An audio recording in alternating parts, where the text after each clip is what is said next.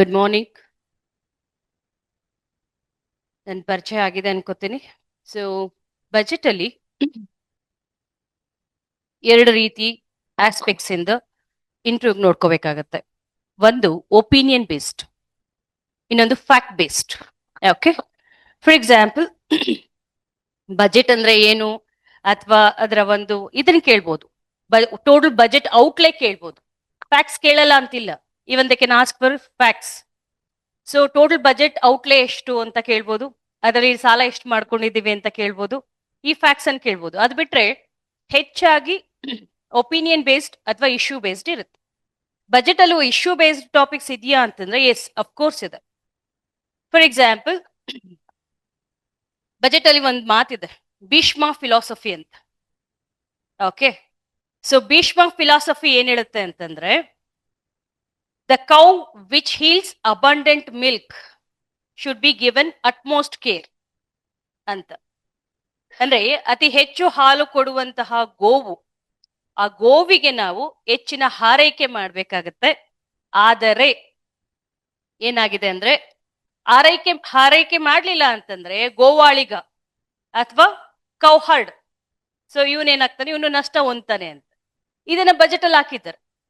Okay, so ಇದಕ್ಕೆ justification ಏನು ಅಂತಂದ್ರೆ, ಯಾವುದರ ಒಂದು ಪೂರಕವಾಗಿ ಈ ಒಂದು ಭೀಷ್ಮ ತತ್ವವನ್ನ ಹೇಳಿದ್ದಾರೆ ಅಂತಂದ್ರೆ, ನಮಗೆ ಕೇಂದ್ರದಿಂದ ಸಿಗುವಂತಹ ಅನುದಾನಗಳಲ್ಲಿ ವಂಚನೆ ಆಗ್ತಿದೆ ಅಂತ. isn't it? So they may ask question like this, ಏನಂತ ಗೊತ್ತಾ? Do you really think the union government is treating state financial allocations? ಹಣಕಾಸಿನ ಅನುದಾನಗಳ ಹಂಚಿಕೆಯಲ್ಲಿ ಕೇಂದ್ರ ಸರ್ಕಾರ ರಾಜ್ಯಕ್ಕೆ ಮಲತಾಯಿ ಧೋರಣೆಯನ್ನ ಅನುಸರಿಸ್ತಿದೆಯೇ? ನಿಮ್ಮ ಅಭಿಪ್ರಾಯ ಏನು ಅಂತ. ಸೊ ಅದಕ್ಕೆಲ್ಲ ಅಂಕಿ ಅಂಶಗಳು ನಿಮ್ಗೆ ಬಜೆಟ್ ಅಲ್ಲಿ ಇದಾವೆ. How this union government is doing are treating ಅನ್ಫೇರ್ಲಿ ಅಥವಾ ಡೂಯಿಂಗ್ ಇನ್ಜಸ್ಟಿಸ್ ಅಂತ, ಯಾವ ರೀತಿ ಒಂದು ಅನ್ಯಾಯವನ್ನ, ಹಣಕಾಸಿನ ಒಂದು ಆರ್ಥಿಕ ಅನ್ಯಾಯವನ್ನ ಎಸಗ್ತಾ ಇದೆ ಅಂತ. Okay, so you have to quote some facts ಕೊಡ್ಬೇಕು. ಹೇಗೆ? ಫಿನಾನ್ಷಿಯಲ್ ಕಮಿಷನ್ ಅಥವಾ ಫೈನಾನ್ಸ್ ಕಮಿಷನ್ ಎಷ್ಟನೇದು ಇವಾಗಿರೋದು? 16 ಫಿನಾನ್ಸ್ ಕಮಿಷನ್ ಈ ಒಂದು ಅನುದಾನ ಹಂಚಿಕೆಯಲ್ಲಿ ಕಡಿಮೆ ಮಾಡಿದೆ. ಲಾಸ್ಟ್ ಟೈಮು 4.7% ಅಲೋಕೇಶನ್ ಇದ್ದಿದ್ದು, ಈ ಸಾರಿ 3.6% ಅಲೋಕೇಶನ್ ಅಷ್ಟು, ಅಂದ್ರೆ ಅಷ್ಟು ಕಡಿಮೆ ಮಾಡಿದೆ. 1% allocation, it's up to 63,000 crores ಅಷ್ಟು ಈ ಒಂದು ನಮ್ಮ ಸರ್ಕಾರದ ಖಜಾನೆಗೆ ನಷ್ಟ ಉಂಟಾಗಿದೆ. It's loss to our government exchequer. ದುಡ್ಡಿಲ್ಲ, ಅದರಲ್ಲೂ ಕೂಡ ಇಂತಹ ಒಂದು ಕಡಿತ, ಅನುದಾನಗಳ ಕಡಿತ. ಸೊ ಎರಡನೇದು ಏನಪ್ಪಾ ಅಂದ್ರೆ ಗ್ರಾಂಟ್ಸ್ ಅಂತ ಕೊಡ್ಬೇಕು, ಗ್ರಾಂಟ್ಸ್ ಇನ್ ಏಡ್ ಅಂತ ಕೊಡ್ಬೇಕು. ಅದು ಕೂಡ ಅದನ್ನ ಹೇಳಿದೆ, ಏನಂತ, ಹಣಕಾಸು ಆಯೋಗ 6,000 ಕೋಟಿ ಕೊಡ್ರಪ್ಪ ಅಂತ ಹೇಳಿದೆ ಕೇಂದ್ರ ಸರ್ಕಾರ. ಸೊ ನೀವು 6,000 ಕೋಟಿ ಸ್ಟೇಟ್ ಕೊಡಿ ಅಂತ, ಅದನ್ನು ಕೂಡ ಇನ್ನೂ ಬಿಡುಗಡೆ ಮಾಡಿಲ್ಲ. ಓಕೆ, ಸೊ ಅದಾದ ನಂತರ ಇನ್ಯಾವ ರೀತಿ ನಮ್ಗೆ ಈ ಒಂದು ಅನ್ಯಾಯ ಆಗ್ತಿದೆ ಅಂತಂದ್ರೆ, ಓಕೆ, ಸೊ ಎಕನಾಮಿಕ್ ಇಂಜಸ್ಟಿಸ್ ಆಗ್ತಿದೆ ಅಂತಂದ್ರೆ, GST ರೇಷನಲೈಸೇಷನ್ ಮಾಡಿದ್ರು. GST ಅನ್ನ ತರ್ಕಬದ್ಧಗೊಳಿಸುವಿಕೆ ಅಂತ ಹೇಳ್ತೇವೆ. ಸೊ ಸುಧಾರಣೆಗಳನ್ನ ತಂದ್ರು. ಅದರಿಂದ ನಮ್ಮ ಒಂದು ಸರ್ಕಾರದ ಬೊಕ್ಕಸಕ್ಕೆ ನಷ್ಟ ಆಗ್ತಾ ಇದೆ. ಇದಕ್ಕೇನಾದ್ರೂ ಪರಿಹಾರ ಕೊಡ್ಬೇಕಲ್ವಾ ಅವರು? ಕೇಂದ್ರ ಸರ್ಕಾರ ಸ್ವಲ್ಪ ಅನುದಾನ ಕೊಡ್ಬೇಕು. ನೋಡಪ್ಪ ನೀವು, ಸೊ ಈ ಒಂದು ರೇಷನಲೈಸೇಷನ್ ಇಂದ ಅಥವಾ ಏನೋ ಒಂದು ನಾವು ಇದರಲ್ಲಿ ಮಾಡಿರುವಂತಹ ಟೈಲರಿಂಗ್ ಇಂದ ಸ್ವಲ್ಪ ನಷ್ಟ ಆಗಿದೆ, ತಗೊಳ್ಳಿ, ಅನುದಾನ ತಗೊಳ್ಳಿ, ಪರಿಹಾರ ತಗೊಳ್ಳಿ ಅಂತ ಹೇಳ್ಬೇಕಿತ್ತು. ಅದೂ ಇಲ್ಲ. ಈಗಿದ್ದ ಮೇಲೆ ನಮ್ಮ ಒಂದು ಸರ್ಕಾರದ ಆದಾಯದ ಮೇಲೆ ಅತಿ ದೊಡ್ಡ ಹೊಡೆತ ಆದ್ರೆ ಏನಾಗುತ್ತೆ? ಸಾಮಾಜಿಕ ಕಲ್ಯಾಣ ಒಂದು ಕಾರ್ಯಕ್ರಮಗಳು, ಸೋಷಿಯಲ್ ವೆಲ್ಫೇರ್ ಸ್ಕೀಮ್ಸ್, ಮತ್ತೆ ಮೂಲ ಸೌಕರ್ಯ ನಿರ್ಮಾಣ, ಅವೆಲ್ಲ ಕೂಡ ಹಿಂಬದಿಗೆ ಸರಿಯುತ್ತೆ. ಹೌದಾ? ಓಕೆ, ಮೂಲ ಇನ್ಫ್ರಾಸ್ಟ್ರಕ್ಚರ್ ಡೆವಲಪ್ಮೆಂಟ್ ಆಗಲ್ಲ, ಸೋಷಿಯಲ್ ವೆಲ್ಫೇರ್ ಸ್ಕೀಮ್ಸ್ಗೆ ನಾವು ಹೆಚ್ಚಿನ ಅನುದಾನವನ್ನ ಮೀಸಲಾಗಿಡಕ್ಕಾಗಲ್ಲ. ಇವೆಲ್ಲ ಕೂಡ ನೆಗೆಟಿವ್ ಇಂಪ್ಯಾಕ್ಟ್ಸ್ ಆಗುತ್ತೆ. ಓಕೆ, ಸೊ ಇದನ್ನೆಲ್ಲ ನೀವು ಫ್ಯಾಕ್ಟ್ ಸಮೇತ ಹೇಳ್ಬೇಕು. Yes, so it is doing injustice. So Delhi ಚಲೋ ಅಂತ ಅಂದ್ಬಿಟ್ಟು ಒಂದು ಅಭಿಯಾನ ಕೂಡ ಕೈಗೊಂಡಿದ್ರು. ಯಾರು? State government. ಏನಕ್ಕೆ? ನಮಗೆ ಸೇರಬೇಕಾಗಿದ್ದಂತಹ ಒಂದು ನ್ಯಾಯಬದ್ಧವಾದ ಅನುದಾನಗಳು ನಮಗ್ ಕೊಡಿ ಅಂತ ಅಂದ್ಬಿಟ್ಟು. ಹಂಗನ್ಬಿಟ್ಟು ಸ್ಟ್ರೈಟ್ ಆಗಿ ನೀವು ಸೆಂಟ್ರಲ್ ಗವರ್ಮೆಂಟ್ ನ ಅಟ್ಯಾಕ್ ಮಾಡೋಂಗಿಲ್ಲ. ಓಕೆ, ಇಂಟರ್ವ್ಯೂಲ್ ಆನ್ಸರ್ ಮಾಡ್ಬೇಕಾದ್ರೆ ಸೊ ಏನಂತ ಹೇಳ್ಬಹುದು ಅಂದ್ರೆ ನ್ಯೂಟ್ರಲಿಸ್ಟಿಕ್ ಆಗಿರ್ಬೇಕು. ಹೌದು, ಹಣಕಾಸು ಆಯೋಗದ ಒಂದು ಶಿಫಾರಸಿನ ಅಡಿ ಸಿಗ್ಬೇಕಾದಂತಹ ಅನುದಾನನೂ ಸಿಕ್ಕಿಲ್ಲ, ಮತ್ತೆ ನಮಗೆ ಅಂದ್ರೆ ಹಂಚಿಕೆ, ಸೊ 15th ಮತ್ತೆ 16th ಕಂಪೇರ್ ಮಾಡಿದ್ರೆ ಹಂಚಿಕೆ ಕಡಿಮೆ ಆಗಿದೆ. ಓಕೆ, ಮತ್ತೆ ಇನ್ನ ನಮ್ಮಲ್ಲಿ ಸ್ಕೀಮ್ಸ್ ಇದಾವೆ. ಯಾವುದು? Central sector scheme, central sponsored scheme, ಮತ್ತೆ ಸ್ಟೇಟ್ ಸ್ಕೀಮ್ಸ್ ಅಂತ 3 ತರ ಇದಾವೆ. ಆ ಸೆಂಟ್ರಲ್ ಸೆಕ್ಟರ್ ಸ್ಕೀಮ್ ಅಲ್ಲಿ substantial cut down off the allocation. Central sector schemes ಅಲ್ಲಿ ಕೊಡ್ಬೇಕಲ್ಲ ದುಡ್ಡು. ಸೊ ಕೇಂದ್ರ ಪ್ರಾಯೋಜಿತ ಯೋಜನೆ ಅಂತಂದ್ರೆ 100% ಯಾರು ಸ್ಪಾನ್ಸರ್ ಮಾಡೋದು? ಸೆಂಟರ್. ಅದ್ರಲ್ಲೂ ಕೂಡ ಸೊ ಬಹಳಷ್ಟು ಹಣವನ್ನ ಕಡಿತ ಮಾಡಲಾಗಿದೆ. ಮತ್ತೆ ಸೆಂಟ್ರಲಿ ಸ್ಪಾನ್ಸರ್ಡ್ ಸ್ಕೀಮ್ಸ್ ಅಲ್ಲೂ ಕೂಡ ನಮ್ಗೆ ಹಣ ಕೊಡ್ತಿಲ್ಲ. ಸೊ ಇದೆಲ್ಲ ಕೂಡ you have to justify with all these facts. Okay, 16th finance ಕಮಿಷನ್ದು ಅಲೋಕೇಶನ್ ಅಲ್ಲಿ ಕಡಿಮೆ ಆಗಿದೆ, ಹಂಚಿಕೆಯಲ್ಲಿ. ಎರಡನೇದು ಗ್ರಾಂಟ್ಸ್ ಇನ್ ಏಡ್ ಅಥವಾ ಅನುದಾನ ಕೊಡಬೇಕಾಗಿತ್ತು, ಅದು ಕೂಡ ಕಡಿಮೆ ಆಗಿದೆ. 6,000 ಕೋಟಿಯಷ್ಟು ಕಡಿಮೆ ಆಗಿದೆ. ಓಕೆ, ಸೊ ಮತ್ತೆ centrally sponsored schemes and central sector schemes, ಇವುಗಳು ಕೂಡ ಸೆಂಟ್ರಲಿ ಸ್ಪಾನ್ಸರ್ಡ್ ಮತ್ತೆ ಸೆಂಟ್ರಲ್ ಸೆಕ್ಟರ್ ಸ್ಕೀಮ್ಸ್ ಇದರಲ್ಲಿ ಕೊಡ್ತಿದ್ದಂತಹ ಒಂದು ಅನುದಾನ ಏನಿದೆ ಅದನ್ನು ಕೂಡ ಕಡಿಮೆ ಮಾಡಿದ್ದಾರೆ. ಈಗ ಎಲ್ಲಿ ಹೋಗ್ಬೇಕು ನಾವು? ಸೊ ಯಾಕೆ ನಾನು ನಿಮ್ಗೆ ಆಗ್ಲೇ ಹೇಳಿದೆ, ಭೀಷ್ಮ ತತ್ವ ಅಂತ ಹೇಳಿದೆ. Cow which gives abundant milk should be given utmost care ಅಂತ. ಸೊ ಅತಿ ಹೆಚ್ಚಿನ ಒಂದು ಆರೈಕೆಯನ್ನ ಯಾವ ಹಸು ಹೆಚ್ಚು ಹಾಲು ಕೊಡುತ್ತಲ್ಲ ಅದಕ್ಕೆ ಆರೈಕೆ ಮಾಡ್ಬೇಕು ಅಂತ. ಇದನ್ನ ಯಾಕೆ ನಾವಿಲ್ಲಿ ತಾಳೆ ಹಾಕ್ಬೇಕು ಅಂದ್ರೆ, ನಿಮಗ್ ಗೊತ್ತಾ, ಇಡೀ ಒಂದು ದೇಶದಲ್ಲಿ ಅತಿ ಹೆಚ್ಚು ಒಂದು ಆರ್ಥಿಕ ಕೊಡುಗೆಯನ್ನ ಕೊಡ್ತಿರುವಂತಹ ಅಗ್ರ ರಾಜ್ಯ ಯಾವುದು? ಕರ್ನಾಟಕ. ಅಷ್ಟು ನಮ್ಮ ಕಡೆಯಿಂದ ಅಷ್ಟು ಕಾಂಟ್ರಿಬ್ಯೂಷನ್ ಇದೆ. ನಮ್ಗೆ ಯಾಕೆ ವಾಪಸ್ ಕೊಡ್ಬೇಕಾದ್ರೆ ಯಾಕೆ ಇಂತಹ ಒಂದು ಧೋರಣೆನ ಅನುಸರಿಸ್ತೀರಾ ಅಂತ ನಮ್ಮ ಪ್ರಶ್ನೆ. ನಾವು ಕೊಡ್ತಾ ಇದ್ದೀವಿ, ಓಕೆ, 1 ರೂಪಿ ಕೊಡ್ತಿದೀವಿ, ನಾವು ವಾಪಸ್ ತಗೋತಾರದು ಎಷ್ಟು ಗೊತ್ತಾ? Just 13 paise. We are contributing 1 rupee to the central government, but in return we are just collecting 13 paise from central government. It is such a injustice. So ಅದೇನೆ ಬಿಹಾರ್ನಂತಹ ರಾಜ್ಯಗಳು, ಬಿಹಾರ್ UP ಅಂತಹ ರಾಜ್ಯಗಳು ಕಡಿಮೆ ಕೊಡುಗೆ ಕೊಟ್ಟರು ಕೂಡ ಹೆಚ್ಚು ಅನುದಾನಗಳನ್ನ ಪಡಿತಿದ್ದಾವೆ. ಹಾಗಾದ್ರೆ ಕೇಳ್ತಾರೆ, ನಿಮ್ ಪ್ರಕಾರ ಅಲ್ಲಿ ಯೂನಿಯನ್ ಗವರ್ಮೆಂಟ್ ಅಲ್ಲಿ ಬಿಜೆಪಿ, ಇಲ್ಲಿ ಸೆಂಟ್ರಲ್ ಗವರ್ಮೆಂಟ್ ಅಲ್ಲಿ ಕಾಂಗ್ರೆಸ್ ಇದೆ, ಸೊ ಇದಾ ರೀಸನು ಅಂತ ಕೇಳಿದ್ರೆ ಏನ್ ಹೇಳ್ಬೋದು ಅವಾಗ? ಅದನ್ನ ಹೇಳ್ತೀರಾ? You cannot openly admit it. So ಈ ಒಂದು ಪಕ್ಷಗಳ ಧೋರಣೆ ಅಥವನೋ ದ್ವೇಷ ರಾಜಕಾರಣ ಅಂತನೋ ಇವೇನು ಹೇಳಂಗಿಲ್ಲ. You cannot openly admit it. But ಈ ರೀತಿ ಹಂಚಿಕೆ ಆಗ್ತಿರೋದು ನಮ್ಗೆ ಯಾವ್ದ್ರಿಂದ ಗೊತ್ತಾಗಿದೆ? ಫ್ಯಾಕ್ಟ್ಸ್ ಇಂದ ಗೊತ್ತಾಗಿದೆ, ಫಿನಾನ್ಸ್ ಕಮಿಷನ್ ರಿಪೋರ್ಟ್ ಇಂದ ಗೊತ್ತಾಗಿದೆ. ಸೊ ಯಾಕಂದ್ರೆ ನಮ್ಮಲ್ಲೂ ಕೂಡ ಕರ್ನಾಟಕದಲ್ಲಿ 7 ಕೋಟಿ ಜನರಿದ್ದಾರೆ. 7 ಕೋಟಿ ಜನರಲ್ಲಿ ಹೆಚ್ಚಿನ ಜನರು ಈ ಒಂದು ಗ್ಯಾರಂಟಿ ಯೋಜನೆಗಳ ಫಲಾನುಭವಿಗಳಾಗಿದ್ದಾರೆ. ಸೊ ಇಂತಹ ಒಂದು ಮಾರ್ಜಿನಲೈಸ್ಡ್ ಸೆಕ್ಷನ್ಗೆ, ವಂಚಿತ ವರ್ಗಕ್ಕೆ ಕಲ್ಯಾಣ ಕಾರ್ಯಕ್ರಮಗಳು ತಲುಪಬೇಕು, ಅಭಿವೃದ್ಧಿ ಸಾಗಬೇಕು ಅಂತಂದ್ರೆ ಏನ್ ಮಾಡ್ಬೇಕು? ಸಾಕಷ್ಟು ಪ್ರಮಾಣದಲ್ಲಿ ನಮಗೆ ಅನುದಾನಗಳು ಅಥವಾ ಹಂಚಿಕೆಗಳು ಅಗತ್ಯ. ಸೊ ಅದು ಸಿಗದೆ ಇದ್ದಾಗ ಆರ್ಥಿಕ ಹಿಂಜರಿತ ಉಂಟಾಗುತ್ತೆ. ಓಕೆ, ಇದನ್ನ ಹೇಳ್ಬೇಕಾಗುತ್ತೆ. So this is one of the issue. So that we can study in budget. ಅರ್ಥ ಆಯ್ತಾ? ಸೊ ಏನ್ ಕೇಳಬಹುದು ಅಂತಂದ್ರೆ ಇಷ್ಟ ಕೇಳ್ಬೋದು.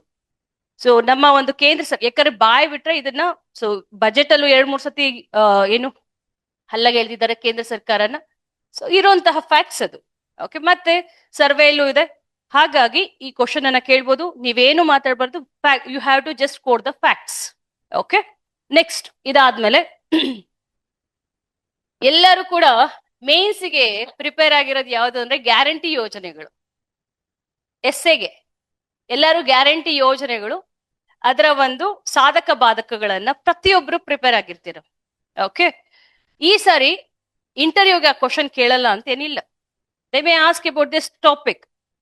ಸೊ ಈ ಒಂದು ನಮ್ಮ ಕರ್ನಾಟಕದ ಗ್ಯಾರಂಟಿ ಯೋಜನೆಗಳು ಎಷ್ಟು ಮಟ್ಟಿಗೆ ಆರ್ಥಿಕ ಸುಭದ್ರತೆ, ಸಾಮಾಜಿಕ ಸ್ಥಿರತೆಯನ್ನ ಕಾಪಾಡಲಿಕ್ಕೆ ಪೂರಕವಾಗಿದೆ ಅಂತ ಕೇಳ್ಬೋದು. ಅಥವಾ is it required to bring such freebies ಅಂತ ಇವಾಗ ಕೆಲವರೆಲ್ಲ ಟೀಕೆ ಮಾಡ್ತಾರೆ ಇದನ್ನ. ಸೊ ರಬಡಿ ಅಂತ ಕರೀತಾರೆ ನಾರ್ತ್ ಇಂಡಿಯಾದಲ್ಲಿ. ರಬಡಿ ಅಂದ್ರೆ ಒಂಥರ ಸೊ ಇವರನ್ನ ವೋಟರ್ಸ್ ಮೆಸ್ಮರೈಸ್ ಮಾಡೋದು. Okay, rabri schemes sweet, rabri ಅಂದ್ರೆ ಒಂದು ಸ್ವೀಟ್. ಓಕೆ, ತಾತ್ಕಾಲಿಕವಾಗಿ ಅವ್ರನ್ನ ಮೆಸ್ಪರೈಸ್ ಮಾಡುವಂಥದ್ದು. ಸೊ ಇಂತಹ ಒಂದು ಯೋಜನೆ ಅಂದ್ರೆ ಈ ಒಂದು ಗ್ಯಾರಂಟಿ ಯೋಜನೆಗಳು ಇಸ್ ರಿಯಲಿ ರಿಕ್ವೈರ್ಡ್. ಯಾಕೆ ಇದನ್ನ ಒಂದು ಮತ ಬ್ಯಾಂಕ್ ರಾಜಕಾರಣವಾಗಿ ಯೂಸ್ ಮಾಡ್ಕೋತಿದ್ಯಾ ರಾಜ್ಯ ಸರ್ಕಾರ? ಇದರಿಂದ ಆರ್ಥಿಕತೆಗೆ ಯಾವ ರೀತಿ ಹೊಡೆತ ಬೀಳುತ್ತೆ ಅಂತ ನಿಮ್ಮ ಕ್ವಶನ್ ಕೇಳಿದ್ರೆ ಏನ್ ಹೇಳ್ತೀರಾ? How you are going to justify it? Guarantee schemes ಬೇಕೋ ಬೇಡವೋ? ಬೇಕೋ ಬೇಡವೋ? ಬೇಕು. ಬೇಕು ಅಂದ್ರೆ ಯಾಕೆ ಬೇಕು? ಯಾಕೆ ಬೇಕು? Woman empowerment, tourism, woman empowerment.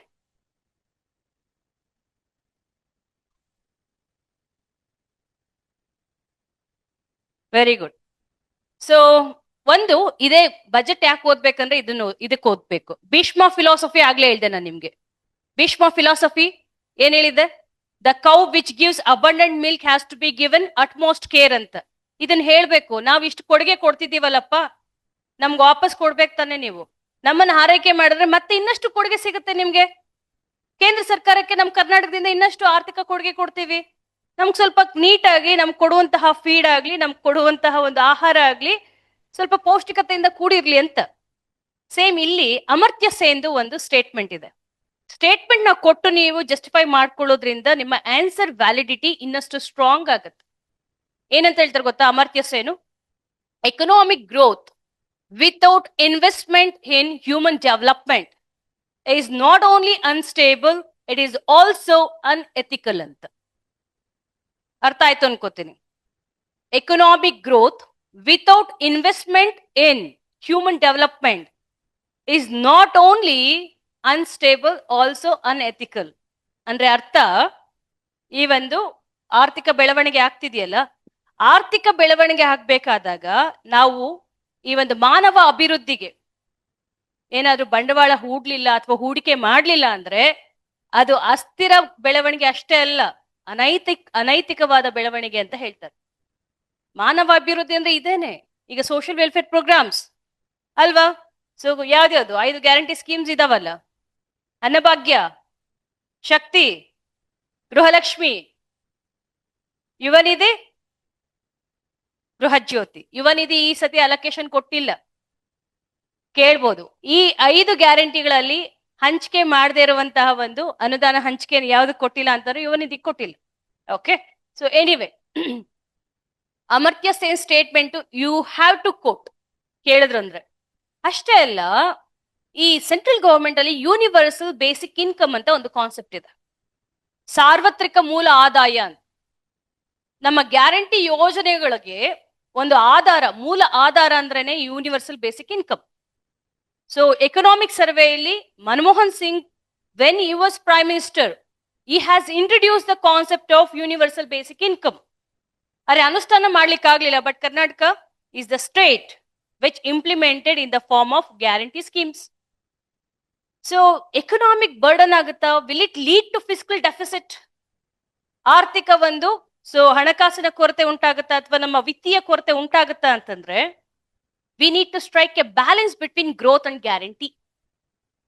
Okay, the government has to strike balance between growth and guarantee. ಅಂದ್ರೆ ಬೆಳವಣಿಗೆ ಮತ್ತು ಗ್ಯಾರಂಟಿಗಳ ನಡುವೆ ಸಮತೋಲನವನ್ನ ಸಾಧಿಸಬೇಕು. ಅದು ಚಾಲೆಂಜಿಂಗ್ ಟಾಸ್ಕ್. ಹೌದು, ಇದರಿಂದ ಏನಾದ್ರೂ ಕೆಲವರು ಇದನ್ನ ಬಹಳಷ್ಟು ವಿರೋಧಿಸ್ತಾರೆ. ಯಾವ ರೀತಿ ಹೇಳ್ತಾರೆ ಅಂತಂದ್ರೆ, ಈ ಗ್ಯಾರಂಟಿ ಯೋಜನೆಗಳಿಗೆ ಹಂಗೆ ಸುಮ್ಮನೆ ತಗೊಂಬಂದ್ ಸಿದ್ದರಾಮಯ್ಯ ಸುರಿತಿದ್ದಾರೆ, ಇನ್ಫ್ರಾಸ್ಟ್ರಕ್ಚರ್ ಡೆವಲಪ್ಮೆಂಟ್ ಆಗ್ತಾ ಇಲ್ಲ, ಇದರಿಂದ ಸಾಲ ಹೆಚ್ಚಾಗ್ತಿದೆ ಅಲ್ವೇನ್ರಿ? ಸೊ ಬಾರೋಯಿಂಗ್ಸ್ ಜಾಸ್ತಿ ಆಗ್ತಿದೆ ಕರ್ನಾಟಕದ್ದು. ಈಗ ಎಷ್ಟಿದೆ ಗೊತ್ತಾ ಸಾಲ ನಮ್ ಕರ್ನಾಟಕದ್ದು? 8 ಲಕ್ಷ ಕೋಟಿಗೂ ಜಾಸ್ತಿ ಇದೆ. 8 ಲಕ್ಷ ಕೋಟಿ ಸಾಲ ಅಂದ್ರೆ ಬರೀ ಇವ್ರು ಮಾಡಿರೋದಲ್ಲಪ್ಪ, ಹಿಂದಿನ ಸರ್ಕಾರಗಳೆಲ್ಲ ಮಾಡ್ಕೊಂಡ್ ಬಂದಿರೋದು.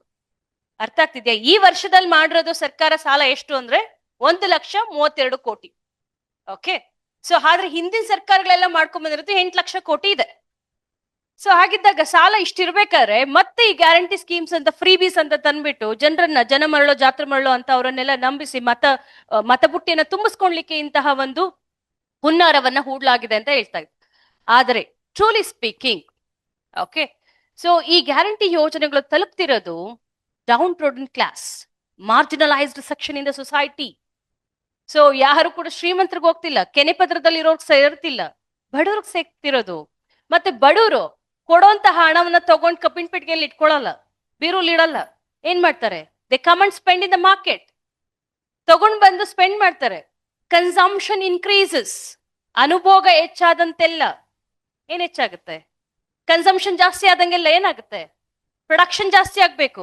ಪ್ರೊಡಕ್ಷನ್ ಅಥವಾ ಮ್ಯಾನುಫ್ಯಾಕ್ಚರಿಂಗ್ ಜಾಸ್ತಿ ಆದಂಗೆಲ್ಲ ಎಂಪ್ಲಾಯ್ಮೆಂಟ್ ಜಾಸ್ತಿ ಆಗುತ್ತೆ, ಗ್ರೋತ್ ಹೆಚ್ಚಾಗುತ್ತೆ. ಓಕೆ, ಸೊ ಇದನ್ನ ನಾವು ಸೈಕ್ಲಿಕ್ ಎಕಾನಮಿ ಅಂತ ಹೇಳ್ತೇವೆ. ಸೊ ವರ್ತುಲ ರೂಪದಲ್ಲಿ ಮತ್ತೆ ಪುನಃ ಮಾರುಕಟ್ಟೆಗೆ ಬಂದು ಹಣ ತಲುಪ್ತಾ ಇದೆ. Generating employment, so also boosting economic growth, isn't it? So economic growth ಮತ್ತೆ ಎಂಪ್ಲಾಯ್ಮೆಂಟ್ ಜನರೇಷನ್ ಆಗ್ತಿರೋದ್ರಿಂದ ಇದನ್ನ ನಾವು ಆರ್ಥಿಕ ನಷ್ಟ ಅಂತ ಕೂಡ ಪರಿಭಾವಿಸುವಂತಿಲ್ಲ. So these things. ಆಮೇಲೆ ನೀವು ಇಂಟರ್ವ್ಯೂ ಅಲ್ಲಿ especially V should not go against the government bill ಅಥವಾ ಗವರ್ಮೆಂಟ್ ಏನ್ ಇನಿಷಿಯೇಟಿವ್ಸ್ ಇದೆ ಅದನ್ನ ನಾವು ಕೆಂಡಾಮಂಡಲವಾಗಿ ಖಂಡಿಸಬಾರದು. ಬದಲಿಗೆ ಒಂದು ಸೌಮ್ಯ ತಟಸ್ಥ ಭಾವದಿಂದ ಹೇಳ್ಬೋದು, ಹೌದು, so it is somewhat burden to the government exchequer. ಹೌದು, ಸರ್ಕಾರದ ಬೊಕ್ಕಸಕ್ಕೆ ಇದು ಒಂದು ರೀತಿ ಹೊರೆ ಅಂತ ಅನ್ಸಿದ್ರು ಕೂಡ ಸಮತೋಲನವನ್ನ ಸಾಧಿಸಬೇಕು. We have to strike a balance between guarantee and growth. Okay, so ಯಾಕಂದ್ರೆ ಶಕ್ತಿ ಯೋಜನೆ ವಂಡರ್ಫುಲ್ ಸ್ಕೀಮ್, ಗೊತ್ತಾ? ಶಕ್ತಿ ಯೋಜನೆಯಿಂದ ಯಾವ್ದೋ ಒಂದು NGO ಬರ್ಕೊಂಡಿದ್ರು, ಪ್ರಜಾವಾಣಿಯಲ್ಲಿ ಕೂಡ ಆರ್ಟಿಕಲ್ ಇತ್ತು.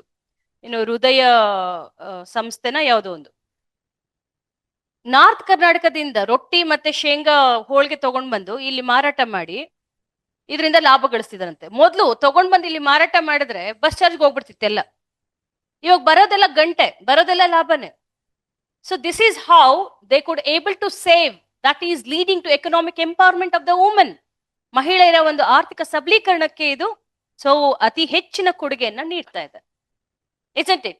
ಮತ್ತೆ ಅಷ್ಟೇ ಅಲ್ಲ, ಈ ಅಕ್ಕಪಕ್ಕ ಪೆರಿಫರಲ್ ಏರಿಯಾಸ್ ಅಲ್ಲಿ ಇರ್ತಾರಲ್ಲ, ನೆಲಮಂಗ್ಲ, ಬಿಡದಿ, ಆ ಕಡೆ ಈ ಕಡೆ, ಅವರೆಲ್ಲ ಬೆಂಗಳೂರಿಗೆ ಬಸ್ಸಲ್ಲಿ ಬಂದ್ಬಿಟ್ಟು ಕೆಲಸ ಮಾಡಿ ಬೆಳಗ್ಗೆನೆ ಬರ್ತಾರೆ, 6 ಗಂಟೆಗೆ ಕೆಲಸ ಮಾಡಿ ಸಾಯಂಕಾಲ ವಾಪಸ್ ಹೋಗ್ತಾರೆ. ಯಾಕೆ? ಫ್ರೀ ಬಸ್ ಇದೆ ಅಂತ. ಮೊದ್ಲು ಕಷ್ಟಪಟ್ಕೊಂಡು ಇಲ್ಲೇ ಎಲ್ಲೋಲ್ಲಾದ್ರೂ ಒಂದು ಸ್ಲಮ್ಗಳಲ್ಲೋ ಅಥವಾ ಅಲ್ಲಿ ಇಲ್ಲಿ ಸಣ್ಣ ಸಣ್ಣ ಮನೆಗಳು ತಗೊಂಡಿರ್ಬೇಕಾಗಿ. ಈಗ ನೋಡಿ, it is reducing congestion on the city. Congestion ಅಲ್ವೇನ್ರಿ? ಈಗ ಪಾಪ್ಯುಲೇಷನ್ ಡೆನ್ಸಿಟಿ ಎಷ್ಟಿದೆ ನಮ್ಮ ಕರ್ನಾಟಕದಲ್ಲಿ? ಅದು ಬೆಂಗಳೂರಲ್ಲಿ ಪಾಪ್ಯುಲೇಷನ್ ಡೆನ್ಸಿಟಿ ಎಷ್ಟಿದೆ? 4000 per square kilometer. Over all Karnataka ಎಷ್ಟು? 382. ಇಂಡಿಯಾ 319. ಸೊ 319 ಪಾಪ್ಯುಲೇಷನ್ ಡೆನ್ಸಿಟಿ ಕರ್ನಾಟಕದ ಆವರೇಜ್ ಆದ್ರೆ ಬೆಂಗಳೂರದು 4000 ಇದೆ. ಪಾಪ್ಯುಲೇಷನ್ ಡೆನ್ಸಿಟಿ ಅಂತ ಗೊತ್ತಿದೆ ನಿಮ್ಗೆ, ಜನಸಾಂದ್ರತೆ. ಸೊ ಇಷ್ಟು ಆಲ್ರೆಡಿ ಕಂಜೆಷನ್ ಜಾಸ್ತಿ ಇದೆ, ಟ್ರಾಫಿಕ್ ಜಾಸ್ತಿ ಇದೆ. The carrying capacity of the city is exceeded. Carrying capacity ಅಂದ್ರೆ ಧಾರಣಾ ಶಕ್ತಿ. ಒಂದು ಸಿಟಿಗಾಗ್ಲಿ ಭೂಮಿಗಾಗ್ಲಿ ಧಾರಣಾ ಶಕ್ತಿ ಅಂತ ಇರುತ್ತಪ್ಪ. ಆ ಸಾಮರ್ಥ್ಯ, ಧಾರಣಾ ಸಾಮರ್ಥ್ಯ ಮೀರ್ತಾ ಇದೆ. ಹಾಗಾಗಿ ಈಗ ಏನ್ ಮಾಡ್ಬೇಕು ನಾವು? ಈ ಒಂದು ಟ್ರಾಫಿಕ್ ಅನ್ನ, ಕಂಜೆಷನ್ ಅನ್ನ ಅಥವಾ ಮೈಗ್ರೇಷನ್ ಅನ್ನ ಕಮ್ಮಿ ಮಾಡ್ಬೇಕು ಅಂದ್ರೆ ಇಂತಹ ಶಕ್ತಿಯಂತಹ ಯೋಜನೆಗಳು ಪೂರಕವಾಗಿದೆ ಅಂತ ಹೇಳ್ಬೋದು. ಯಾಕೆ ಅಂದ್ರೆ ಈಗ ಬೆಳಗ್ಗೆ ಬಂದು ಸಾಯಂಕಾಲ ಹೊಟ್ಟೋಗ್ತಾರೆ. They are not settling down in the city. Okay, so ಇವೆಲ್ಲದನ್ನು ಕೂಡ ಕಾನ್ಸ್ ಹೇಳೋದಾದ್ರೆ ನೆಗೆಟಿವ್ ತುಂಬಾ ತೀವ್ರವಾಗಿ ನಿಮ್ಗೆ ಇಷ್ಟ ಇರ್ಲಿ ಇಲ್ಲದೆ ಇರ್ಲಿ ತೀವ್ರವಾಗಿ ಖಂಡಿಸಬಾರದು. ನೆಗೆಟಿವ್ಸ್ ಹೇಳ್ಬೇಕಾದ್ರೆ ಆರ್ಥಿಕ ಒಂದು ಹೊರೆ ಹೆಚ್ಚಾಗುತ್ತೆ, ಅದರಿಂದ ಬಾರೋಯಿಂಗ್ಸ್ ಜಾಸ್ತಿ ಆಗುತ್ತೆ. ಫಿಸ್ಕಲ್ ಡೆಫಿಸಿಟ್, ಹಣಕಾಸು ಅಥವಾ ವಿತ್ತೀಯ ಕೊರತೆ. ಬಟ್ ಒಂದೇನ್ ಗೊತ್ತಾ, beauty of Karnataka's fiscal policy. ನಮ್ ಫಿಸ್ಕಲ್ ಪಾಲಿಸಿ ಎಷ್ಟು ಸದೃಢವಾಗಿದೆ ಅಂತಂದ್ರೆ, ವಿತ್ತೀಯ ನೀತಿ ಎಷ್ಟು % ಇರಬೇಕು? ವಿತ್ತೀಯ ನೀತಿ ಪ್ರಕಾರ FD ಎಷ್ಟಿರ್ಬೇಕು? Fiscal deficit 3%. We have maintain the fiscal prudence. ವಿತ್ತೀಯ ಶಿಸ್ತನ್ನ ಕಾಪಾಡ್ಕೊಂಡಿರುವಂತಹ ರಾಜ್ಯ. Though we have exorbitant expenditure on these guarantee schemes. Guarantee schemes ಮೇಲೆ 51,000 ಕೋಟಿ ದುಡ್ಡು ಖರ್ಚಾಗ್ತಾ ಇದೆ, ಗೊತ್ತಾ? ಅಷ್ಟಿದ್ರೂ ಕೂಡ ವಿತ್ತೀಯ ಶಿಸ್ತನ್ನ ಕಾಪಾಡ್ಕೊಂಡಿರುವಂತಹ ಅಗ್ರ ರಾಜ್ಯ ಅಥವಾ ಮೊದಲ ರಾಜ್ಯ. ಇಡೀ ಸದರ್ನ್ ಸ್ಟೇಟ್ಸ್ ಅಲ್ಲೇ ನಾವೇ ಲೀಡಿಂಗ್ ಸ್ಟೇಟ್, ಗೊತ್ತಾ? ಯಾಕಂದ್ರೆ ಇವ್ರು ಸಿದ್ದರಾಮಯ್ಯ, ಮಾನ್ಯ ಮುಖ್ಯಮಂತ್ರಿ ಸಿದ್ದರಾಮಯ್ಯನವರು ಈ ಫಿಸ್ಕಲ್ ಪ್ರುಡೆನ್ಸ್ ಅಲ್ಲಿ, ಡಿಸಿಪ್ಲಿನ್ ಅಲ್ಲಿ ಬಹಳಷ್ಟು ಹೆಸರುವಾಸಿ ಆದವರು. ಎಷ್ಟನೇ ಬಜೆಟ್ ಇವ್ರದ್ದು? 17th budget. ಇಡೀ ಇಂಡಿಯಾದಲ್ಲಿ ಯಾರಾದ್ರೂ ಇಷ್ಟು 17 times ಬಜೆಟ್ ಅನ್ನ ಮಂಡನೆ ಮಾಡೋರು ಇದಾರ? ಕ್ವಶನ್ಸ್ ಫ್ಯಾಕ್ಟ್ಸ್ ಕೇಳಲ್ಲ ಅಂತಲ್ಲ, ಈ ಒಂದು ದಾಖಲೆ ಯಾರು ಮೆರೀತಾರೋ ಅಥವಾ ದಾಖಲೆಗಳೇನಾದ್ರೂ ಇದ್ರೆ ಅದ್ರ ಮೇಲೆ ಬರೀ ಫ್ಯಾಕ್ಟ್ಸ್ ಕೇಳೋದು. ಯಾರಾದ್ರೂ ಇದ್ದಾರಾ? ವಜುಬಾಯಿ ವಾಲಾ 70, ಅವರು 17 ಟೈಮ್ಸ್, ಇವರು 17 ಟೈಮ್ಸ್. ಯಾರು? 18 17? 18. ಈಗ ಇನ್ನೊಂದು ಬಜೆಟ್ ಮಂಡನೆ ಮಾಡಿದ್ರೆ ಇವರು, so is going to break the record of Vajubhai Vala. Okay. So ಕರ್ನಾಟಕದಲ್ಲಿ ಅತಿ ಹೆಚ್ಚು ಬಾರಿ ಬಜೆಟ್ ಅನ್ನ ಮಂಡನೆ ಮಾಡಿರುವಂತಹ ಮುಖ್ಯಮಂತ್ರಿ, ಆಕ್ಚುಲಿ ಮುಖ್ಯಮಂತ್ರಿ ಅಲ್ಲ, ಮಂಡನೆ ಮಾಡ್ಬೇಕಿರೋದು ಯಾರು? ಹಣಕಾಸು ಮಂತ್ರಿ. ಈ ಪೋರ್ಟ್ಫೋಲಿಯೋ ಕೂಡ ಅವ್ರ ಹತ್ರನೇ ಇರುತ್ತೆ, ಹಾಗಾಗಿ ಅವರೇ ಮಂಡನೆ ಮಾಡ್ತಿದ್ದಾರೆ. ಸೊ ಇವ್ರನ್ನ ಬಿಟ್ಟು ನೆಕ್ಸ್ಟ್ ಯಾರು ಬರ್ತಾರಪ್ಪ? ದೇವರಾಜ ಅರಸ ಅಲ್ಲ. ಸಿಎಂ ಅಂತ ಬಂದ್ರೆ ದೇವರಾಜ ಅರಸು ಇದನ್ನ ನೋಡಿ ಕನ್ಫ್ಯೂಸ್ ಮಾಡ್ಲಿಕ್ಕೆ ಕೇಳ್ತಾರೆ, ಕ್ವಶನ್ ಫ್ಯಾಕ್ಸ್ ಕೇಳ್ತಾರೆ. ಸೊ ಫಸ್ಟ್ ಅತಿ ಹೆಚ್ಚು ಬಾರಿ ಬಜೆಟ್ ಅನ್ನ ಮಂಡನೆ ಮಾಡುವಂತಹ ಕರ್ನಾಟಕದಲ್ಲಿ ಓಕೆ ಆರ್ಥಿಕ ಮಂತ್ರಿ ಯಾರು ಅಂತಂದ್ರೆ ಸಿದ್ದರಾಮಯ್ಯನವರು. ಓಕೆ. ಎರಡನೇದು ಯಾರು ಅಂತಂದ್ರೆ ರಾಮಕೃಷ್ಣ ಹೆಗಡೆ. ಮೂರನೇವರು ಯಡಿಯೂರಪ್ಪ. ಓಕೆ. ಸಿದ್ದರಾಮಯ್ಯ, ರಾಮಕೃಷ್ಣ ಹೆಗಡೆ ಮತ್ತೆ ಯಡಿಯೂರಪ್ಪ ಹೆಚ್ಚು ಬಾರಿ ಬಜೆಟ್ ಅನ್ನ ಮಂಡನೆ ಮಾಡೋದು. Presented budget many times. Okay. ಅಥವಾ ಹೈಯೆಸ್ಟ್ ಟೈಮ್ಸ್. ಅದ್ಬಿಟ್ರೆ ಅತಿ ಹೆಚ್ಚು ಬಾರಿ ದೀರ್ಘಾವಧಿ ಆಳ್ವಿಕೆಯನ್ನ ಮಾಡಿದಂತಹ ಮುಖ್ಯಮಂತ್ರಿಗಳು ಯಾರು ಅಂದ್ರೆ ಫಸ್ಟ್ ಸಿದ್ದರಾಮಯ್ಯ, ಸೆಕೆಂಡು ದೇವರಾಜ ಅರಸು, ಮೂರನೇದು S Nijalingappa, fourth Ramakrishna Hegde. Okay. So ಇದನ್ನು ಕೂಡ ಅಸೆಂಡಿಂಗ್ ಆರ್ಡರ್ ಅಲ್ಲಿ ಕೇಳ್ಬೋದು ನಿಮ್ಗೆ, ಅಥವಾ ಡಿಸೆಂಡಿಂಗ್ ಆರ್ಡರ್ ಅಲ್ಲಿ ಅತಿ ಹೆಚ್ಚು ದೀರ್ಘಾವಧಿ ಆಳ್ವಿಕೆ ಮಾಡಿದಂತಹ ಮುಖ್ಯಮಂತ್ರಿಗಳು. ಸೊ ನೆಕ್ಸ್ಟ್ ಈ 17 ಬಜೆಟ್ ಆಮೇಲೆ ನೋಡಿ ಇಶ್ಯೂಸ್, 2 ಇಶ್ಯೂಸ್ ಡಿಸ್ಕಸ್ ಮಾಡಿದ್ವಿ, ನೆನ್ಪಿದ್ಯಾ? ಒಂದು, ಯಾಕೆ ನಮ್ಮ ಕರ್ನಾಟಕಕ್ಕೆ ಮಲತಾಯಿ ಧೋರಣೆಯನ್ನ ಅನುಸರಿಸ್ತಿರೋದು ಕೇಂದ್ರ ಸರ್ಕಾರ? ಯಾವುದ್ರಲ್ಲಿ? With respect to financial allocation, ಹಣಕಾಸಿನ ಹಂಚಿಕೆಯಲ್ಲಿ ಯಾವ ರೀತಿ ನಮಗೆ ಅನ್ಯಾಯ ಆಗ್ತಿದೆ ಅಂತ. ಸೊ ಇಲ್ಲಿ ನೀವು ಭೀಷ್ಮ ಫಿಲಾಸಫಿ ಹೇಳಿದ್ರೆ ಬಹಳ ಉತ್ತಮ. ಓಕೆ. ಮತ್ತೆ ಯಾವೆಲ್ಲ ಪಾಯಿಂಟ್ಸ್ ಕೊಡ್ಬೇಕು ಅಂತ ಹೇಳಿದೀನಿ ನಿಮ್ಗೆ. ಫಿನಾನ್ಷಿಯಲ್ ಕಮಿಷನ್ದು ಎಷ್ಟು % ಕಮ್ಮಿ ಆಗಿರೋದು ಅಲೋಕೇಶನ್. FC ಹಣಕಾಸು ಆಯೋಗ 15th ಎಷ್ಟು ಕೊಟ್ಟಿತ್ತು, ಈಗ 16th ಎಷ್ಟು ಕೊಡ್ತಿದೆ? 15th ಫಿನಾನ್ಸ್ ಕಮಿಷನ್ 4.7%, ಈಗ 16th 3.6%, ಆಲ್ಮೋಸ್ಟ್ 1% ಕಡಿಮೆ ಮಾಡಿದ್ದಾರೆ. ಓಕೆ. ಸೊ ಗ್ರಾಂಟ್ಸ್ ಇನ್ ಏಡ್ ಕಮ್ಮಿ ಆಗಿದೆ. ಗ್ರಾಂಟ್ಸ್ ಇನ್ ಏಡ್ ಇನ್ನ ಅವ್ರು ಶಿಫಾರಸ್ ಮಾಡಿದ್ರು ಕೂಡ ಕೊಟ್ಟಿಲ್ಲ. ಗ್ರಾಂಟ್ಸ್ ಇನ್ ಏಡ್, ಕೇಂದ್ರದ ಅನುದಾನ 6,000 ಕೋಟಿ ಬರಬೇಕು, ಇನ್ನೂ ಬಂದಿಲ್ಲ. ಓಕೆ. ಮತ್ತೆ ಇನ್ನ ಯಾವ್ದ್ರಲ್ಲಿ ಕಡಿತ ನಮ್ಗೆ?